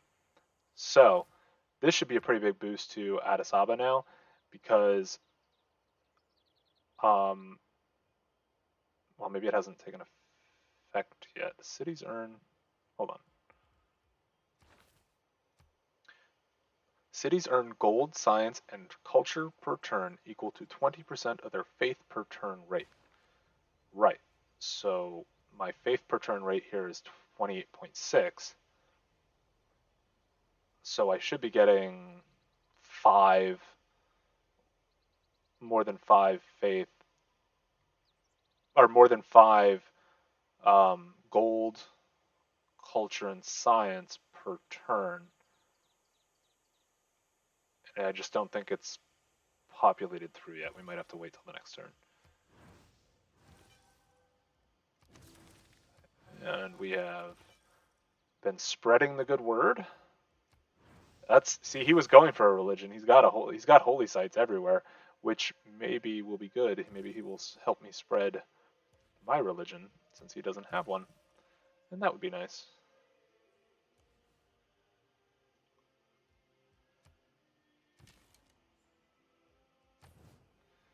I kind of am very afraid here. I need some iron. I need to kind of figure out if there's something settleable over here that has iron.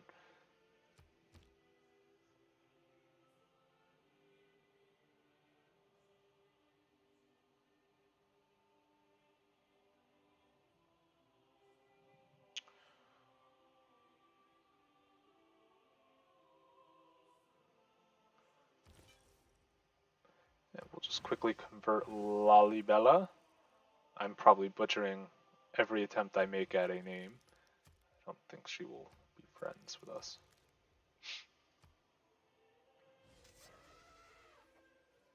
Maybe it looks like Chandragupta is finally taking this a little bit seriously and will actually do something about it. Unfortunately, they're just spawning swordsman after swordsman.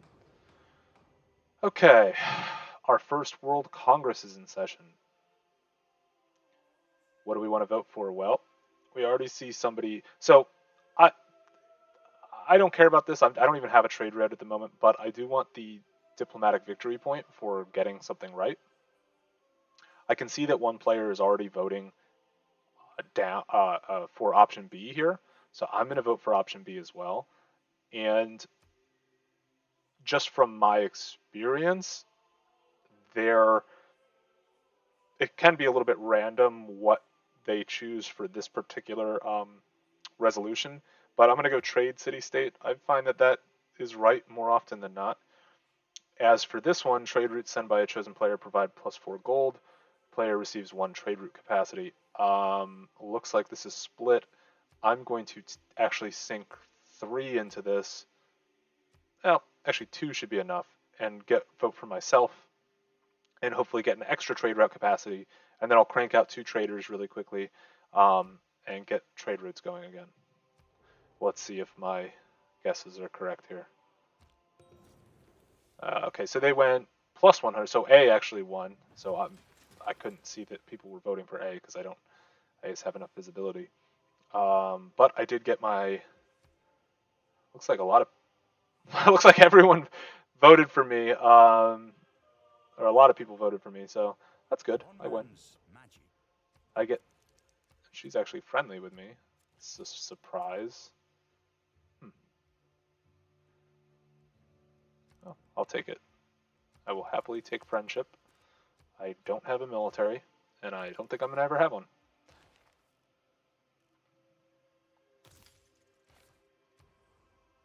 So I'm not talking about all of the decisions I'm making all of the time. I'm trying to cover most of the big ones.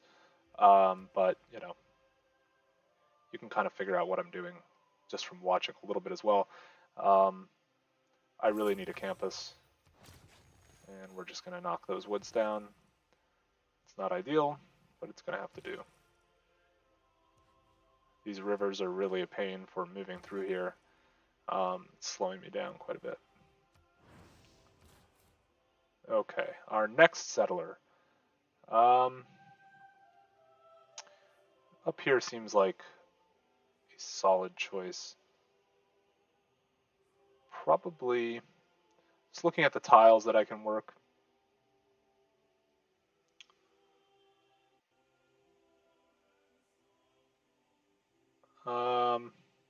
This really isn't a great this isn't a great area, but I kind of want a city here regardless. I guess I might as well make it a coastal city just to have a slightly better harbor. You can't cross yet, so you're gonna have to come down here. And I think I can maybe afford another missionary. At this point I might save up for a Gurdwara after I get my temple, which I'm gonna probably jump into next.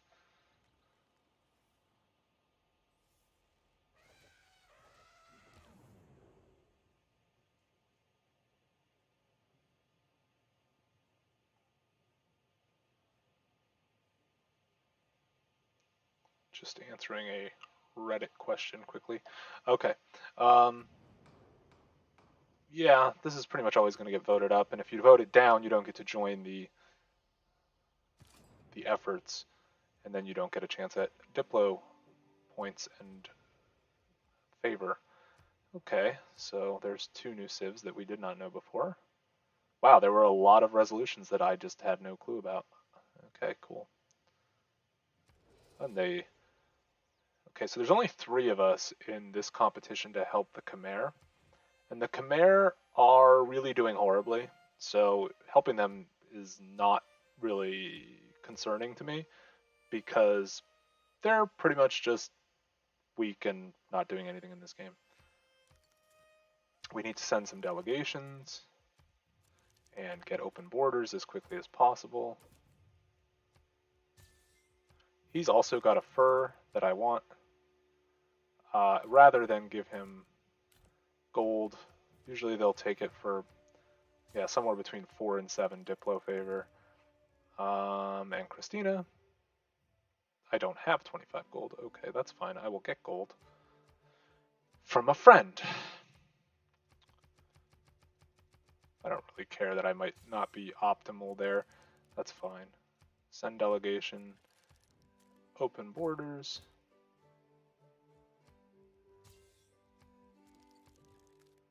And she doesn't have anything that I want. I mean, she has iron, but she's not going to give it to me, so it's kind of pointless. He still does not want to be friends. He's really stubborn. Oh, but I am getting iron now. What? City-states? Ah. It must be when I took Auckland. Yes, Auckland has iron. Oh, that is very helpful. That is very, very helpful. I actually now need to maintain Auckland and protect them forever because they're my little iron prize. We'll get a temple so we can get the Gurdwara. Convert Patna. We've almost got him fully converted. And then his people can live in happiness forever and ever. Actually, looks like he's got another city over here that I need to convert. That's fine.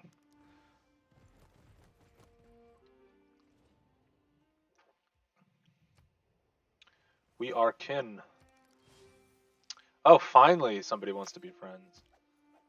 This is actually great though that this like he's so inefficiently dealing with this barb camp that he's in a constant state of battle with them. Now they have crossbowmen, which is horrifying. But it's kind of keeping him from really doing anything because he's just cranking out units and feeding them into the meat grinder.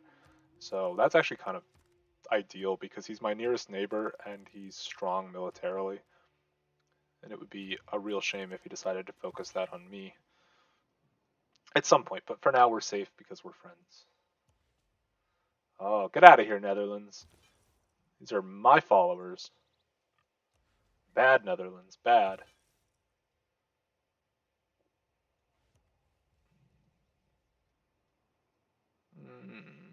Very, very bad. Naughty, Netherlands. 4 turns, we'll get the Gurdwara. You're going up there. You're finally getting a campus going.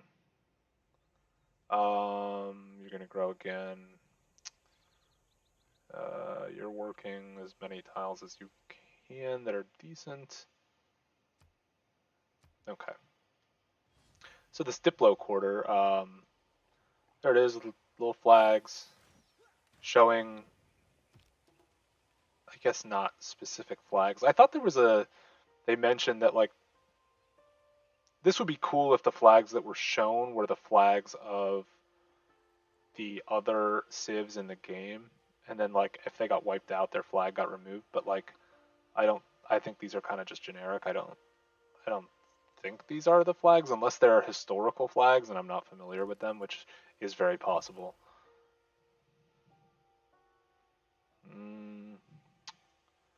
No, they are mine. You leave them to me.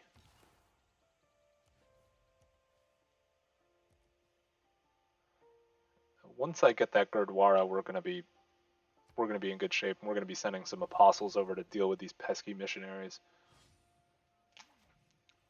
So that is what they are, pesky missionaries. I cannot imagine any condition which would cause a ship to founder. Shipbuilding. Okay, Bogota had an eruption. That's a shame. I kind of want dams because where I'm settling some of these cities, I've got some floodplains. Okay, good. That only took 1 charge, which is all I had left.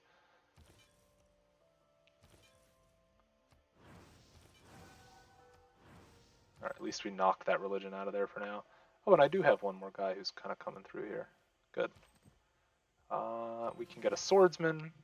We get an envoy for Auckland, which is awesome because Auckland we really want to keep because they're our only source of iron.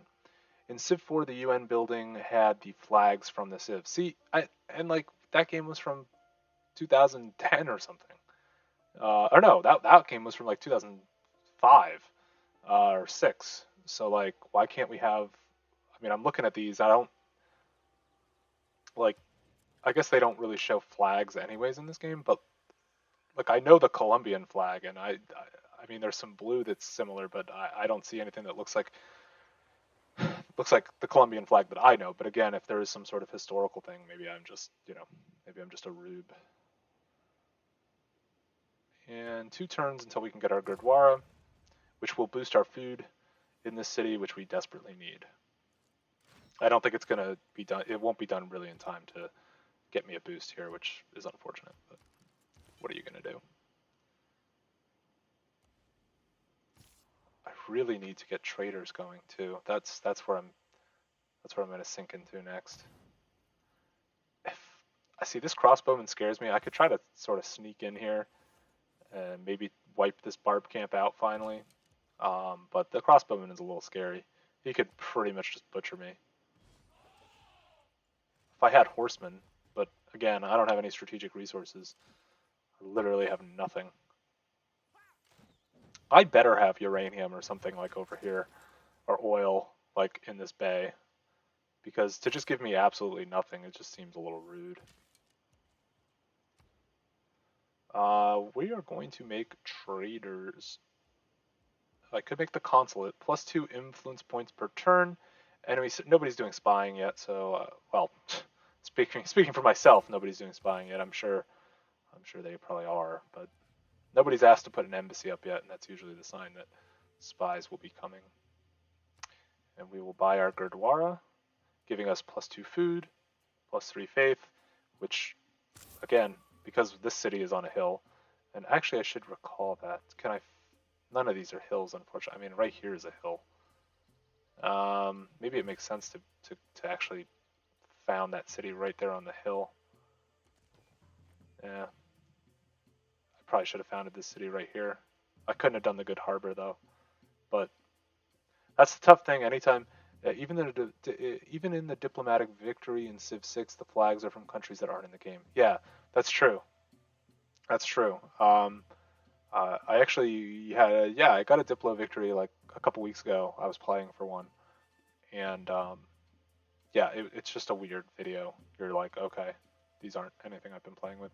See, this is tough because like this is a new Civ, and I forget like how powerful it is to found yourself on a hill, and I just keep thinking of typical adjacency bonuses.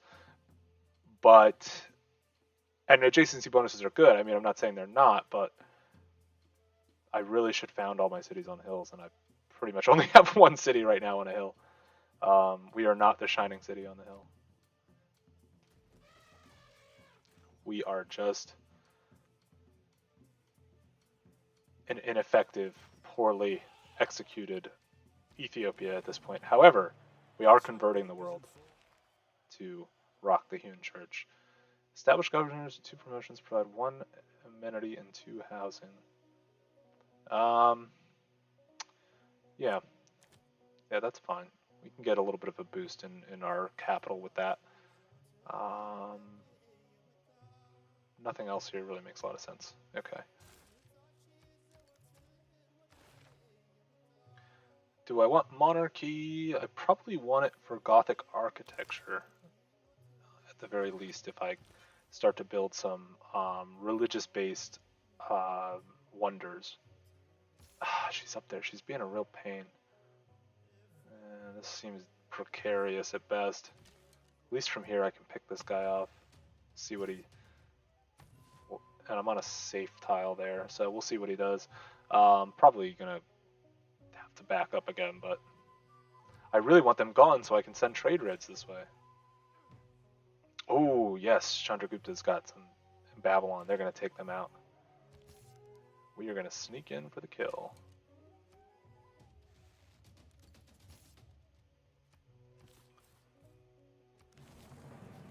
Alright, sucks to just like be on a desert tile with really nothing around me to work, but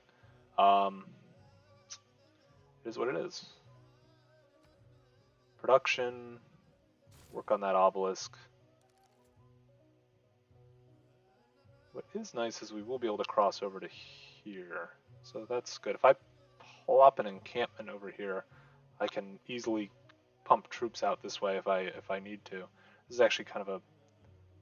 Oh, let's see, yeah, this would be the spot for the encampment. We're just going to add attack there, just as a reminder. And I don't need this attack anymore, so we are actually building that campus. You are going to keep fighting the good fight up here, and I actually think I can make another missionary. I'm going to save up for an apostle. I kind of want to evangelize my beliefs and also start killing some of these rogue missionaries from the Netherlands. Oh, I am not headed towards bankruptcy. I guess I'm not making enough gold per turn for them. Yes, well.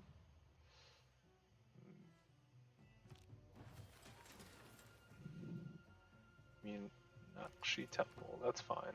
Don't care about it. The Mahabodhi Temple I do care about because I would really like to get those 2 free apostles. And just instantly evangelize.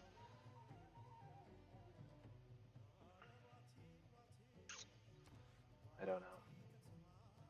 I'm surprised nobody's built the Apadana by now. It's a little bit surprising. Let's just finish off these traders.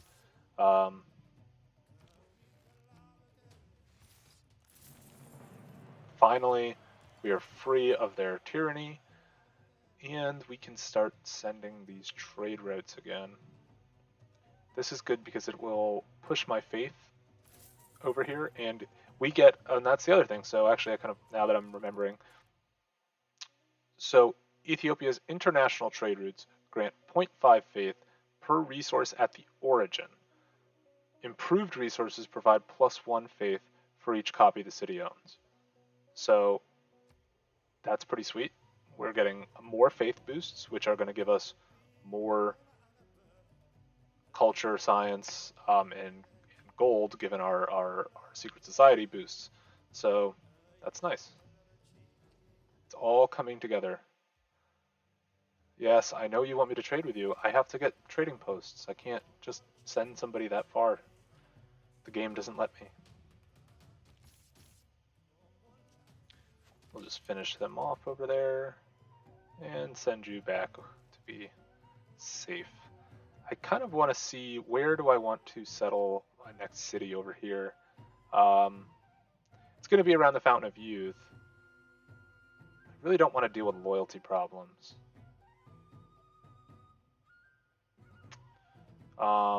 Let's see what the hill situation here is. So these just look like flat woods, unfortunately. Is this a hill? No.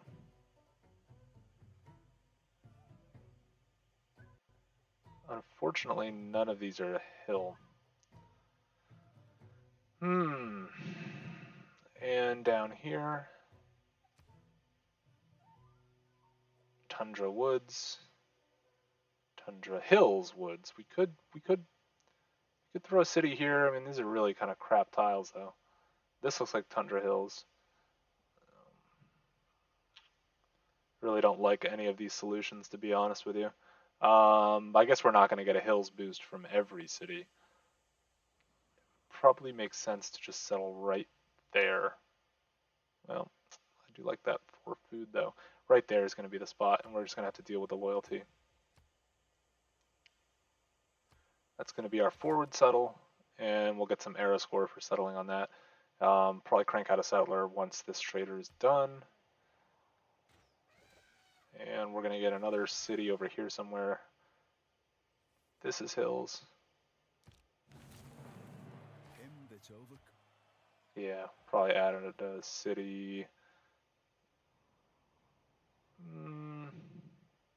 I guess this is better tile-wise to put the city here than to put the city here. So let's just add this. There's another city.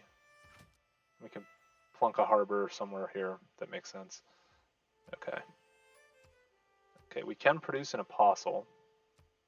I'm gonna do that. I don't know that I need the Mahabodhi temple, because I am generating enough faith that it's not going to be a crazy cost to actually buy, like, just buy apostles normally.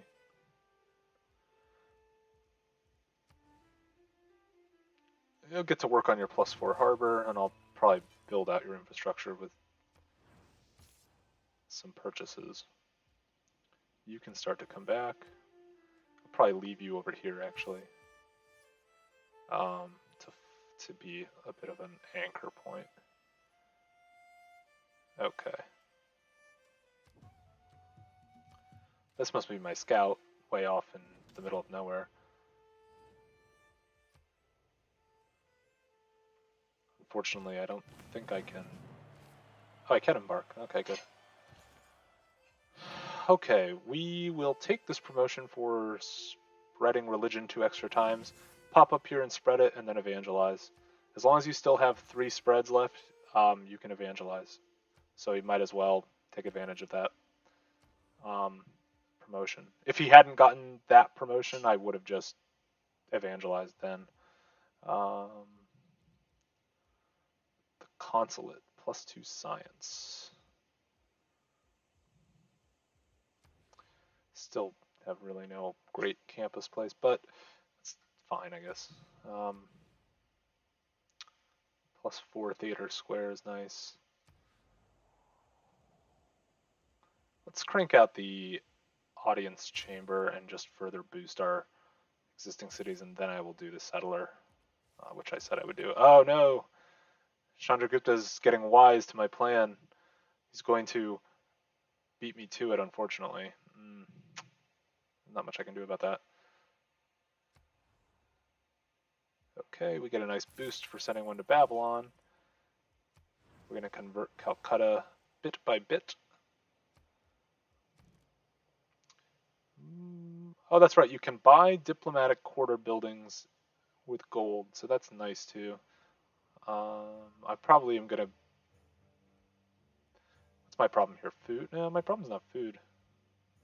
My problem's really... I don't have problems. I have massive amenities because of the Temple of Artemis, which allows my other amenities to sort of cover my other cities. Yeah, you need a granary. I need to get a granary for you. You're basically just slowly working that. That's fine.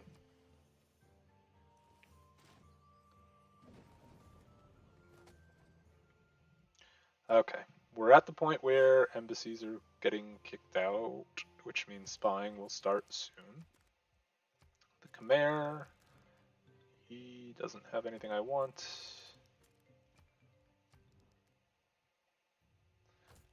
You, I will take that from... I should have given him Diplo, but whatever. I make enough gold. Ooh, perfect. Perfect. What a lucky break. So look at this. Because of our boosts, first from... actually, not from the Void Singers. Not yet. So here you see our next indoctrination unlocked in the industrial era gives us the cultist unit. He's purchased with faith, reduces loyalty, which is kind of just but creates relics of the void, which are just basically regular relics. I need to get this bonus now to give me... I guess that's art, music, and writing. That doesn't really apply to relics. But that's fine. But because of our bonuses to relics thanks to our Pantheon, okay, which... Oh wait, no. Oh yeah, because of our religious belief reliquaries, we get triple yield for faith and tourism from that. So that's pretty awesome. 24 tourism from one relic. We definitely want to have temples to house relics, and relics can go into these old god obelisks as well. We just want to pump up as many relics as well.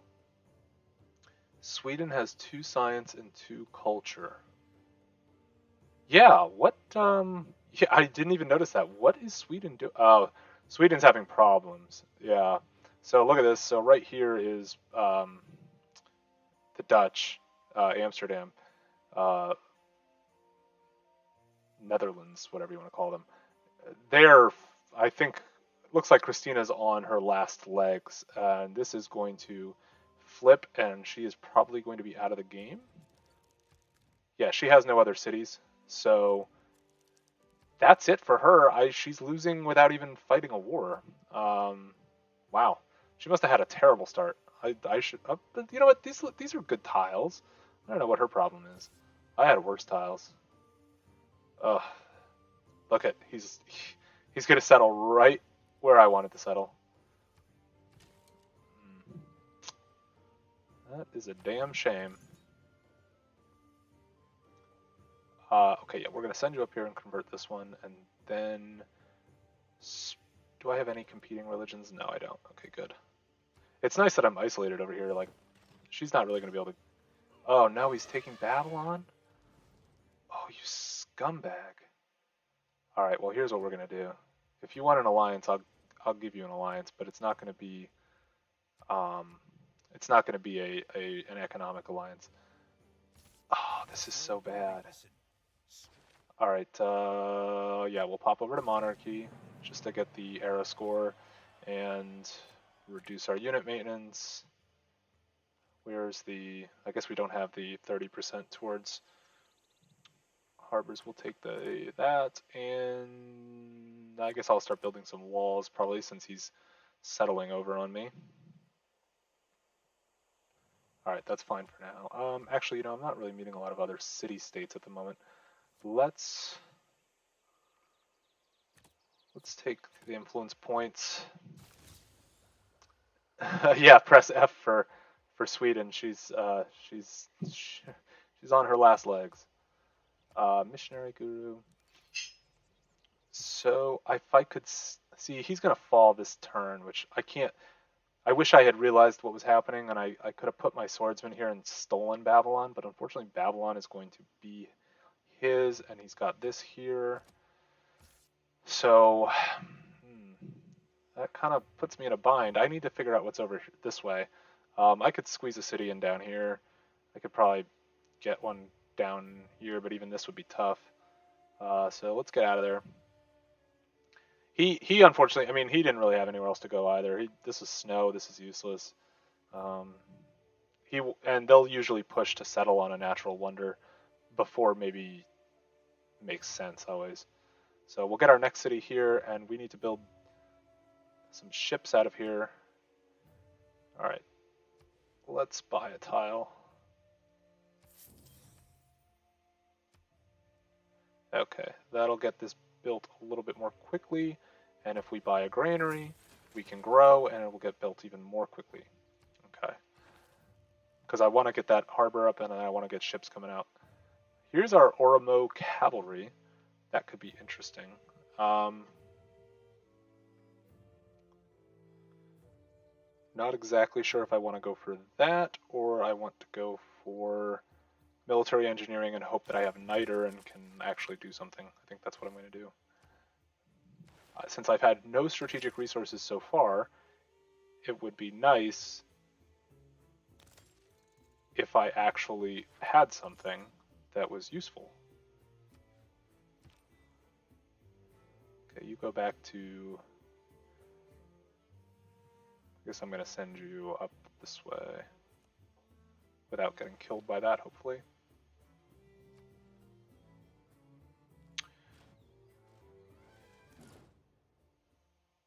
There's no distance. Oh, you know, you just settled over here, and now you're upset that there's no distance. All right. That's whose fault is that, Chandragupta? We're going to do a cultural alliance so that we don't have loyalty problems, and you don't go to war with me. You're far away. It's fine. Religious alliance, get money. She's way over there. How's she doing? She's pretty good, right? 239. She's got military strength. Yeah, we'll take a military alliance with her. Actually, I do want... Okay, good. I want a research alliance with somebody as well, because I want the bonus to our research efforts. Who has better science? Okay. Ooh, he's already got a research alliance. Very interesting. We'll just get as much gold per turn as we can from getting all of these alliances and keeping everybody happy and boosting our economy and preventing a war, which we would most certainly lose. And this is a trader is back. 2 cultures, pretty nice. And keep pushing our religion in that way. And we'll just spend one more charge, even though it's kind of pointless. Alright.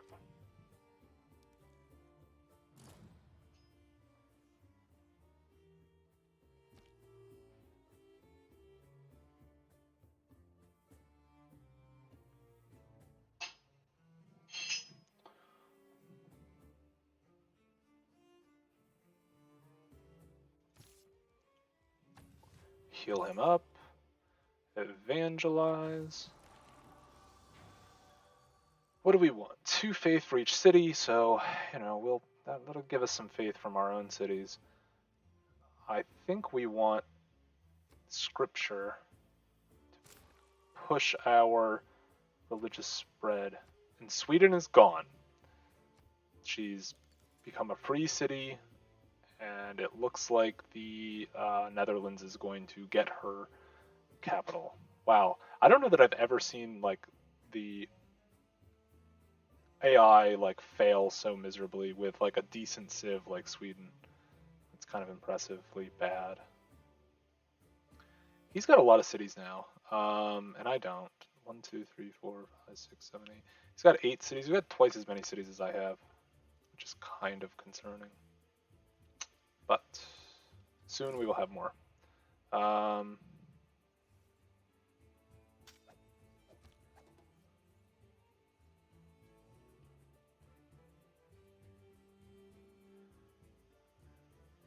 Terracotta army, I was not going to build that, so great.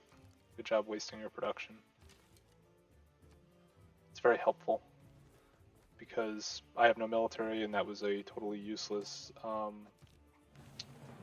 wonder for me to ever try to build.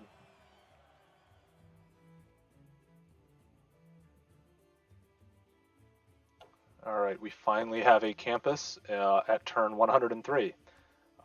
Kids, don't play this way.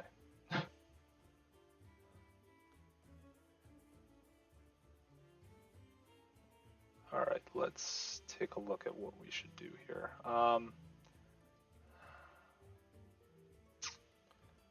Probably good time to just get this consulate up and running. Now that I'm not forward settling over here, it's kind of not quite as necessary that I crank a settler out. I want, yeah, just get the library. Because of our audience chamber, we want to have governors in as many of our cities as possible. I will take Moksha and put him in Harar, and that'll just push a little religious pressure out here, and also we'll give this city extra housing and amenities.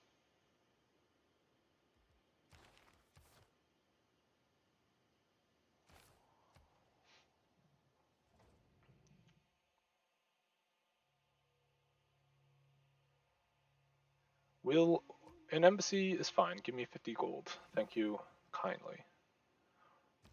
With the advance of feudalism,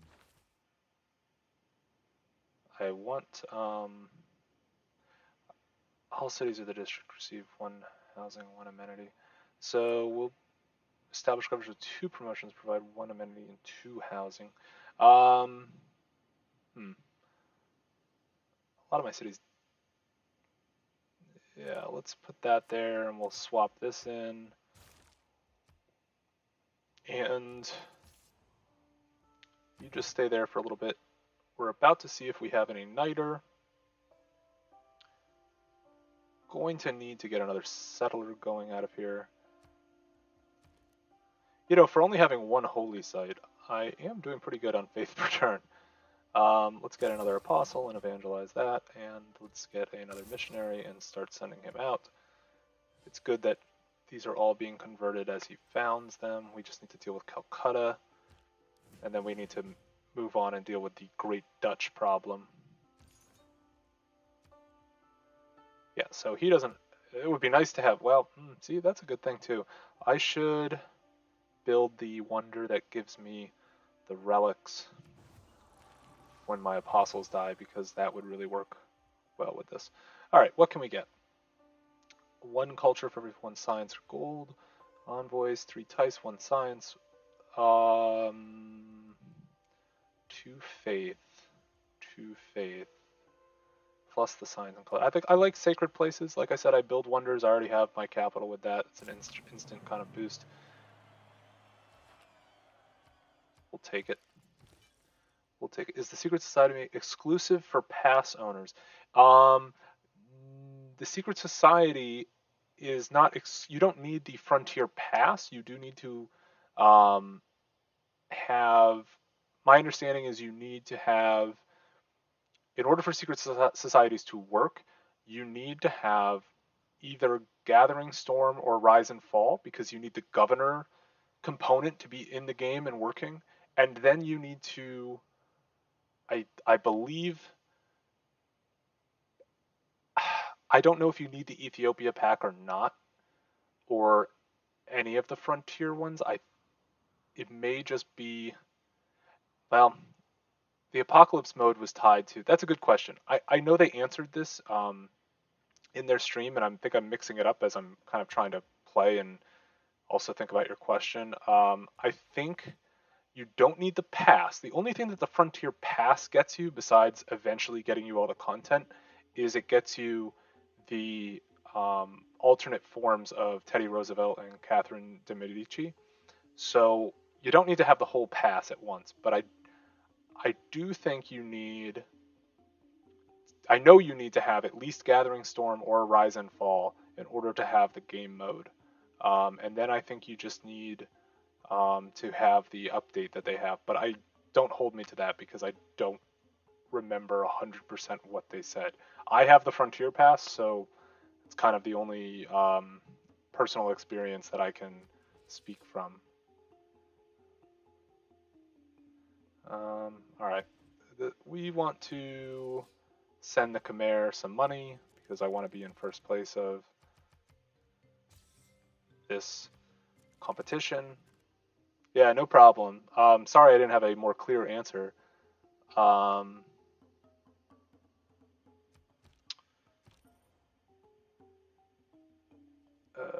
We just need these people to get out of the way. That's fine. Chandragupta has declared war on Wilhelmina. That's good for me. I want him to win that war. And then I don't need to deal with her religion anymore. Ooh, I do have Niter. Most excellent. Finally, the resource gods have granted me some reprieve. We'll get our unique unit out of here.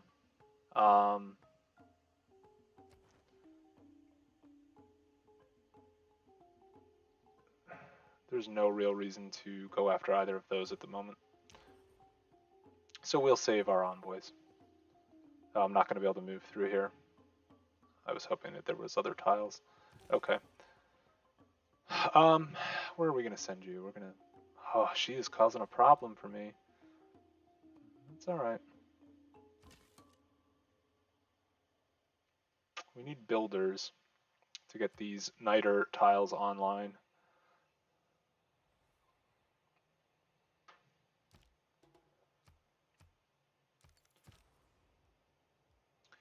You're going to have to go up that way instead.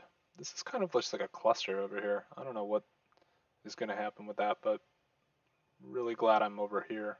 I just wish I had settled the city here sooner and swiped Babylon from him. I would have been in a much better position. But hindsight is 20/20, as they say. Yeah,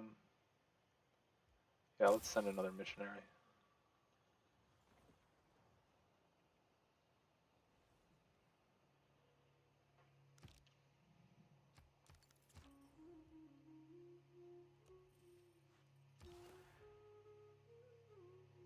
These rock-hewn churches are just awesome.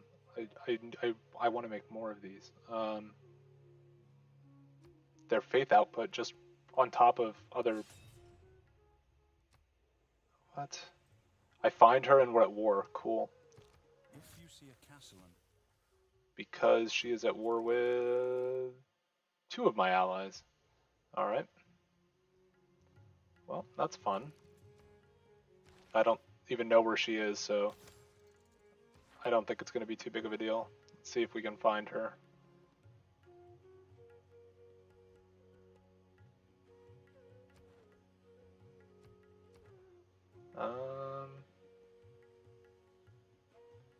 Bogota is way up there. Yeah, who knows where she is. Hopefully she's not right over here because I'm hoping to be able to settle over this way if there's some land. Alright. Let's see, that would be... Mont St. Michael is what I want. I don't have a marsh or a floodplain, but I should be able to build that up here eventually. Let's get a builder and then we'll do a settler after that. I know I keep saying I'm going to do a settler. At some point I am going to do a settler.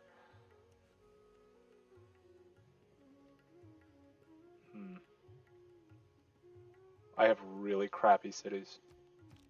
Like, terrible cities. I mean, my capital's okay for being, like, crappy. But it's not very good, let's be honest. This was a tough roll. Every man should make his...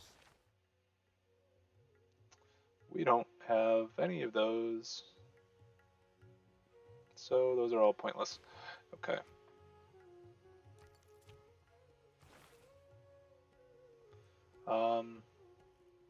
Yeah, let's jump into Reformed Church, because that is going to be a much better government for me. As for our promotion, we again want to just take and fill our cities with governors, so that we get, once they're placed, the extra housing and amenities from having the governor because of our audience chamber.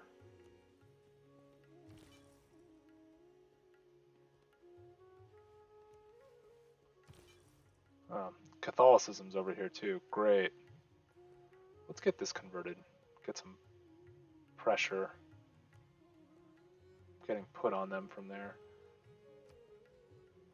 This faith output is giving us a nice little boost to our science and culture, which is the whole point of producing all of this faith for Ethiopia. Egypt would hate you because you have no army. Well, they would hate me anyway, you're right. They would have really hated me. But luckily, we're just at war because my allies said so. Oh, is that her over here? Oh no, that's the Khmer. Okay. Huh. Yeah, she's somewhere. I mean, if she's at war with... She's at war with the Khmer and Chandragupta, and I'm guessing Chandragupta and the Khmer are friends. Yeah, they're allies. So that means she's really at war with the Khmer, and Chandragupta just got roped in. So she's over here somewhere. Probably like right here, trying to destroy the Khmer. And yeah, she wouldn't have liked me anyway. So that's okay. She's just a hater.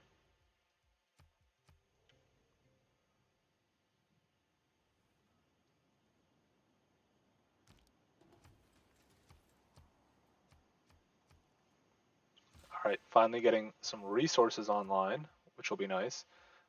The Mahabodhi Temple is still taunting me with only 14 turns, but I think I'm going to finally do what I say I'm going to do and just build a settler. Ah, there she is. Of course she could... Alright. Yeah, take that, Calcutta. The Dutch and their silly religion.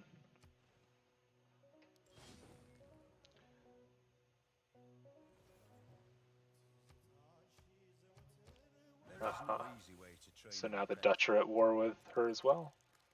No. Oh, the Dutch are friendly with her. I don't know, that must have flipped some city-states there. What do we want to build in Adwa? I think a holy site.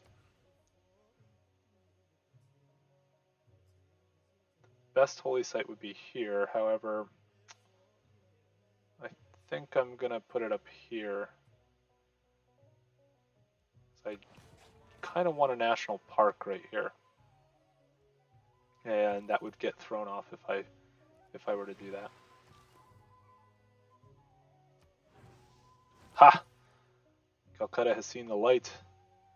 You are going there, which means you are free to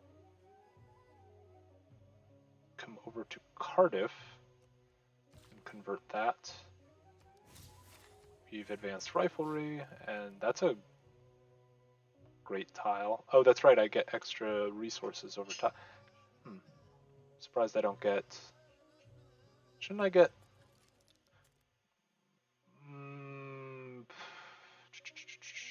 +1 faith for each copy the city... improved resources provide +1 faith for each copy the city owns. So... Oops, that's not what I meant to do. From resources, yeah, +7. That's nice.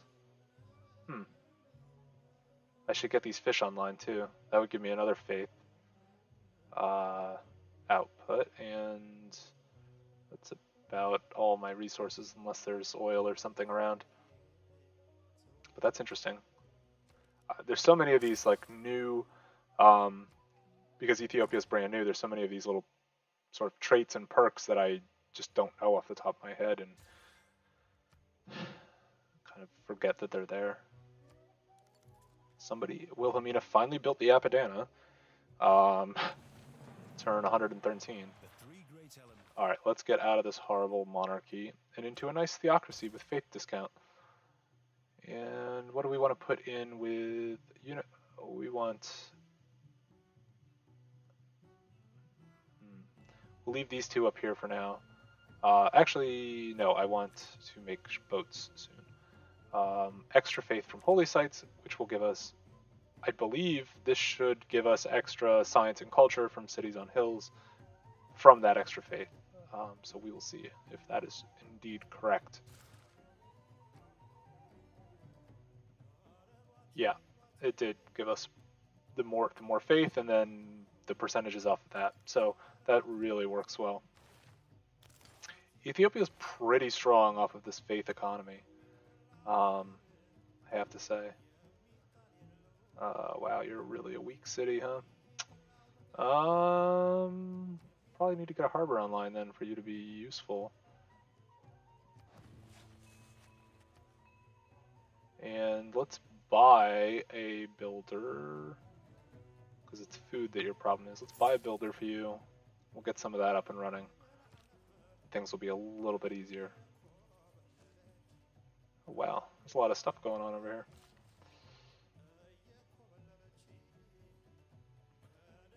I want to get this fish online for the food and also for the faith from the improved resource, and then I will jump over here and probably get the other niter online. You're going to be converting that. I'm going to send you up here.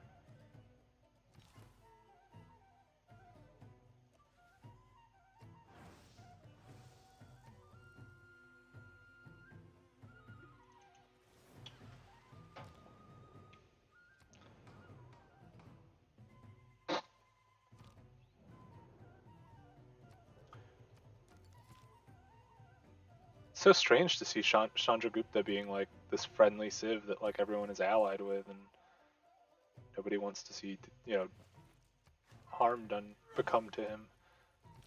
It's not the typical. So if I get these crabs online and this amber, this would also give me plus faith since this city is on a hill.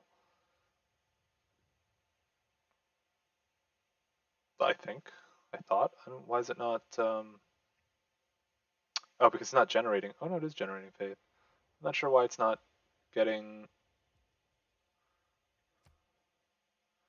from modifiers is what it should be. Did I just not see it? Huh. Maybe it'll. I don't know. I don't know what's going on with that. Unless they don't count desert hills as hills, in which case that was a complete waste to put that city there. That would be. I want the Dutch to generate more grievances. And the last time I followed Chandragupta on this, and everyone else voted to give a 100% from. I don't remember. I think it was militaristic. I'll just pop 2 in there in case. See if we can steal the Diplo victory point. Oh, it was cultural. Well, that was my second guess. But I did get my move against Wilhelmina passed. So, and I won gold tier rewards because I dumped a bunch of gold in here. So we get 2 diplomatic victory points. We also get 100 diplomatic favor. So that's nice. Although I now lose that extra trade route I had gained from simply the past World Congress. That's unfortunate. We want to get some universities. I can't believe I'm competing in science in this game at all. I mean, I have one campus with a library, and I'm not winning science, but I'm right there. I'm not far behind anybody. It says science culture from faith, not modifiers. Oh, from faith. I see. Well, what am I getting? Oh, I was mixing that up. In my capital, I'm getting the 15% from Pingala being in there. Oh yeah, So from faith, I'm getting 24 science. So that's actually why I'm keeping up in science, is from faith. Thank you for pointing that out. I was like only half reading. This is going to flip. Man, she's putting a lot of loyalty pressure. I mean, that she flipped Sweden. She's gonna start flipping these too. Looks like she's not really impacting this, but that's 13 population there. That's why that's happening. 13 and 7 are really pushing a lot of. She must be in a golden age too. Yeah, she's in a golden age. Cleopatra's the only other one in a dark age. And we have a good shot at getting a golden age. I would like to get a golden age.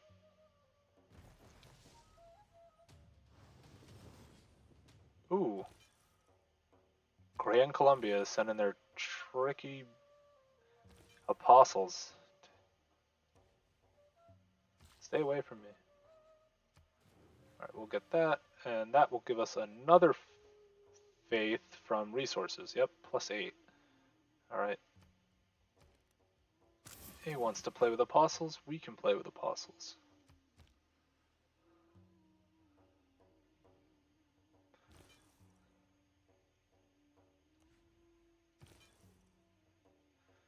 Oh,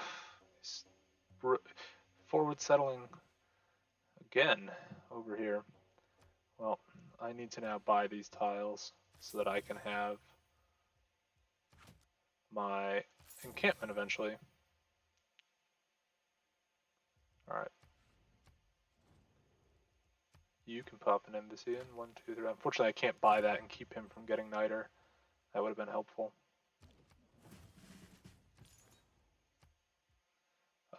Religious spread. 3 extra spreads. It's kind of 6 of one or half dozen of the other. Alright, we'll move you here, and then we will take triple strength. Yeah. Missionary.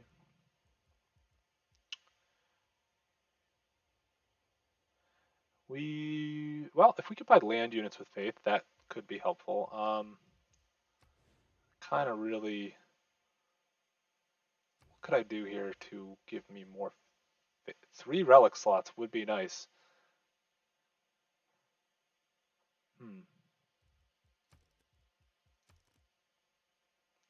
That could be good. If I got the extra relic slots, and then once I get my cultist, or not cultist, but yeah, cultists of the void, or whatever the heck they're called. Yeah, cultists, and they will generate relics of the void. That could be helpful. It's going to take me 30 turns to make. +1 food production and culture on all tundra tiles for this city. So I mean that would be pretty helpful. That's 1, 2, 3, 4, 5, 6, 7, 8 tiles. This could be a tile 9. Yeah, that's actually pretty good. Where do I have to? And it's not taking up a bad space. Yeah. All right, we're gonna go for that. I do love me a good wonder, and St. Basil's Cathedral is a good wonder.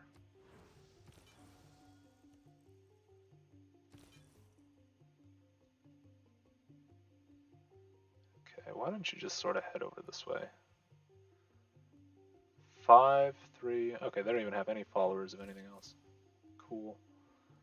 All right, we're gonna link you, and you're gonna come over here, and you are going to come get this niter online. And you. So now he should from the faith. Yeah, 2.3 from faith. This actually is just really powerful. And he should be getting it from the bonus from resources. Yeah, so he's getting 1, and then he'll get 2 from here. And then that'll in turn give me more culture and science. And gold. It's just wild, really, how synergistic and powerful this Ethiopian set of boosts can be. I am sending trade routes to international, or I have 1 at the moment. That's not really that beneficial. But Also, this is kind of a useless one. Spies. This could be good for my spying. I'm going to pop this in, and I do want to get some spies. Just for stealing gold, primarily. 4, I still don't see. Your builders can now make monastery. 2 faith.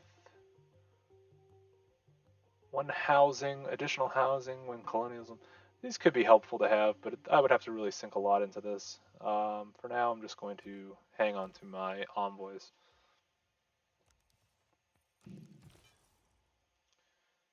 And I can't actually pass through here, which is a pain. I'm just going to keep spreading this religion here.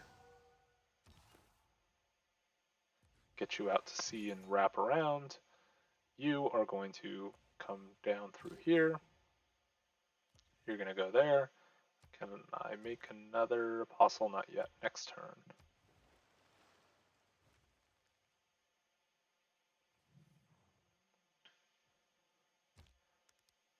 This tough start really had an impact on my ability to grow long term.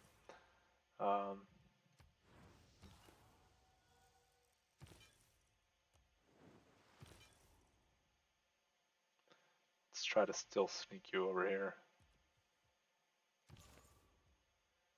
And where are we going to send you over here as well, I think? We'll get our next apostle. And we'll just keep the Inquisition of Ethiopia going.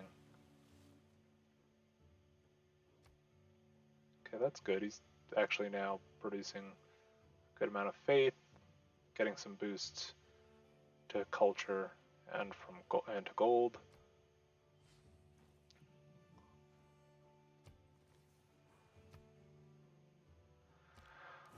All right. Well, we have hit the 3 o'clock hour. We've been at it for about 3 hours. I think I'm going to call it here for a little while anyways. I might come back on later. I need to definitely eat something, and kind of I'm thinking that as good as this playthrough so far has been, it's been so stifled by this horrible start that I may stream later with like Teddy or Catherine and take a look at what they've got going on. I really kind of want to know what Bull Moose Teddy has. Actually, why don't we just check that out while I'm on here and see if anything interests me to play later. So let's just go back to the menu and check out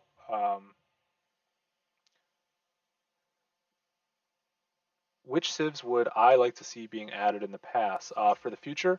I've seen people really post a lot of like great ideas. Like I do think it makes sense to have like the Babylonians. Mexico to me would be very interesting. I'm sure whatever they do will be cool.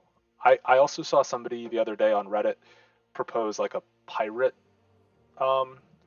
civ, which I think would be really fun if done well and not like too hokey, but if it was kind of just historically correct, which is how they would do it.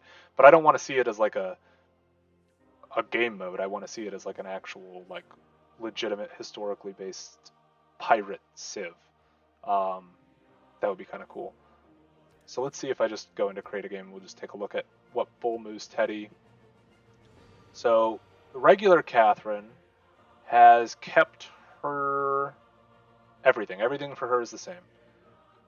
New Catherine, Magnificence version, obviously gets all the normal French boosts, but gets improved luxury resources adjacent to theater square districts or chateau, and receives +2 culture.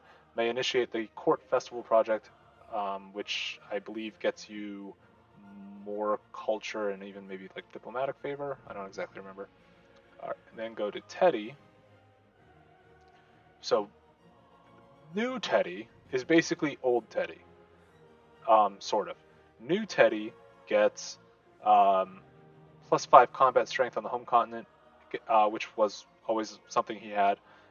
He gets envoys sent to city-states with a trade route count as 2 envoys, so that's nice for easily kind of piling up domestic trade and city-state trade and getting envoys.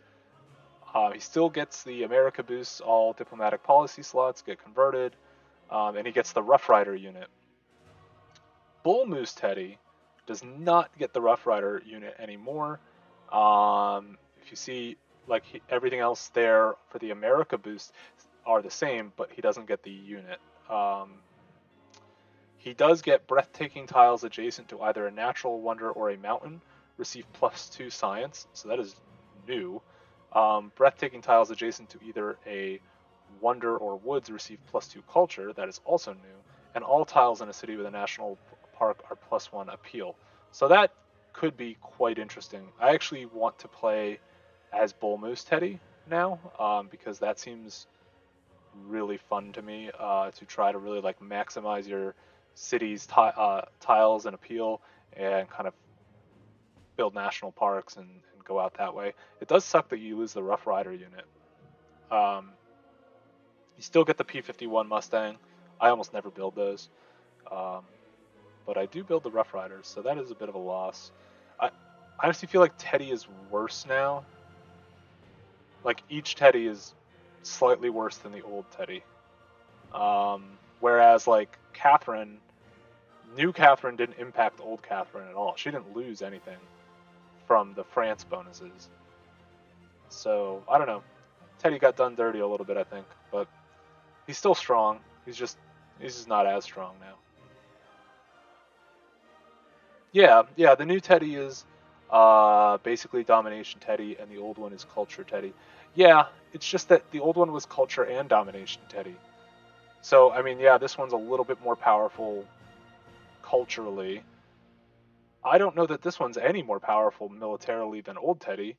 He just has some city-state bonuses. Did the Arabian colors change? Saladin. I don't think so. I think this is pretty much always the colors for Arabia. Looking through here, I don't see anything that looks like their colors have changed, other than Teddy. You know, Rough Rider Teddy is red, and Bull Moose Teddy is blue. But otherwise, it looks like everyone's pretty much the same. And obviously, Catherine gets a spin-off version too. One thing I would like to see in the future, one of the packs has 1 civilization and 2 leaders, and what we don't know yet is whether or not that's 2 leaders for that new civ, or 1 leader for the new civ and 1 alternate leader for an existing civ. I personally, I love getting new civs, like that's great. I also really like alternate leaders for existing civs. I think there's so many civs here that you could easily argue for an alternate leader for that could be a lot of fun. Like just off the top of my head, kind of like going through and seeing, I mean, Russia certainly you could have an alternate leader for, because like Peter's bonus, ignoring the Russia bonuses, Peter's bonus is basically trash. Like, receive science or culture from trade routes to civilizations that are more advanced than you. Like, that's not... This new leader needs Rise and Fall to be playable. I don't know. If you're talking about the Teddy and the Catherine ones, you need to have the Frontier Pass for the full season to be able to get their versions. But yeah, Peter's boost is trash and means that in order to take advantage of it, you're not playing well or not doing well. So another Russia with maybe a bit of a nerf on the Russian end, but a boost on the leader end would be good. Kublai Khan, since Mongolia was added in Rise and Fall, and he could lead China also. That could be interesting. That's actually a really good point. So he could be Kublai Khan for 2 versions of Kublai Khan. You'd have a China and a Mongolia one. That would be pretty interesting. I would like another leader for America, but I don't think that's going to happen now with the split.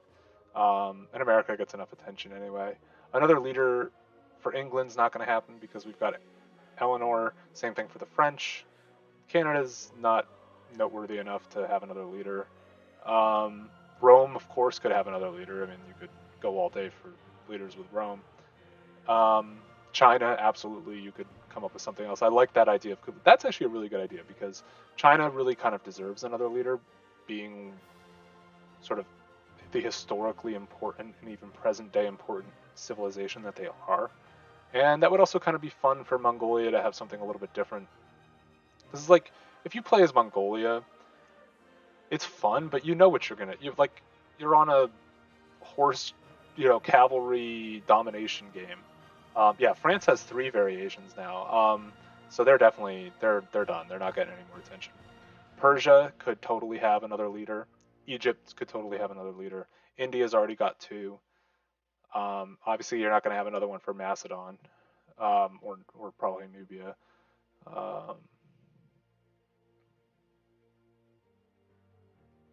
I don't know enough about some of these cultures to say like, oh, they really warrant another leader or not.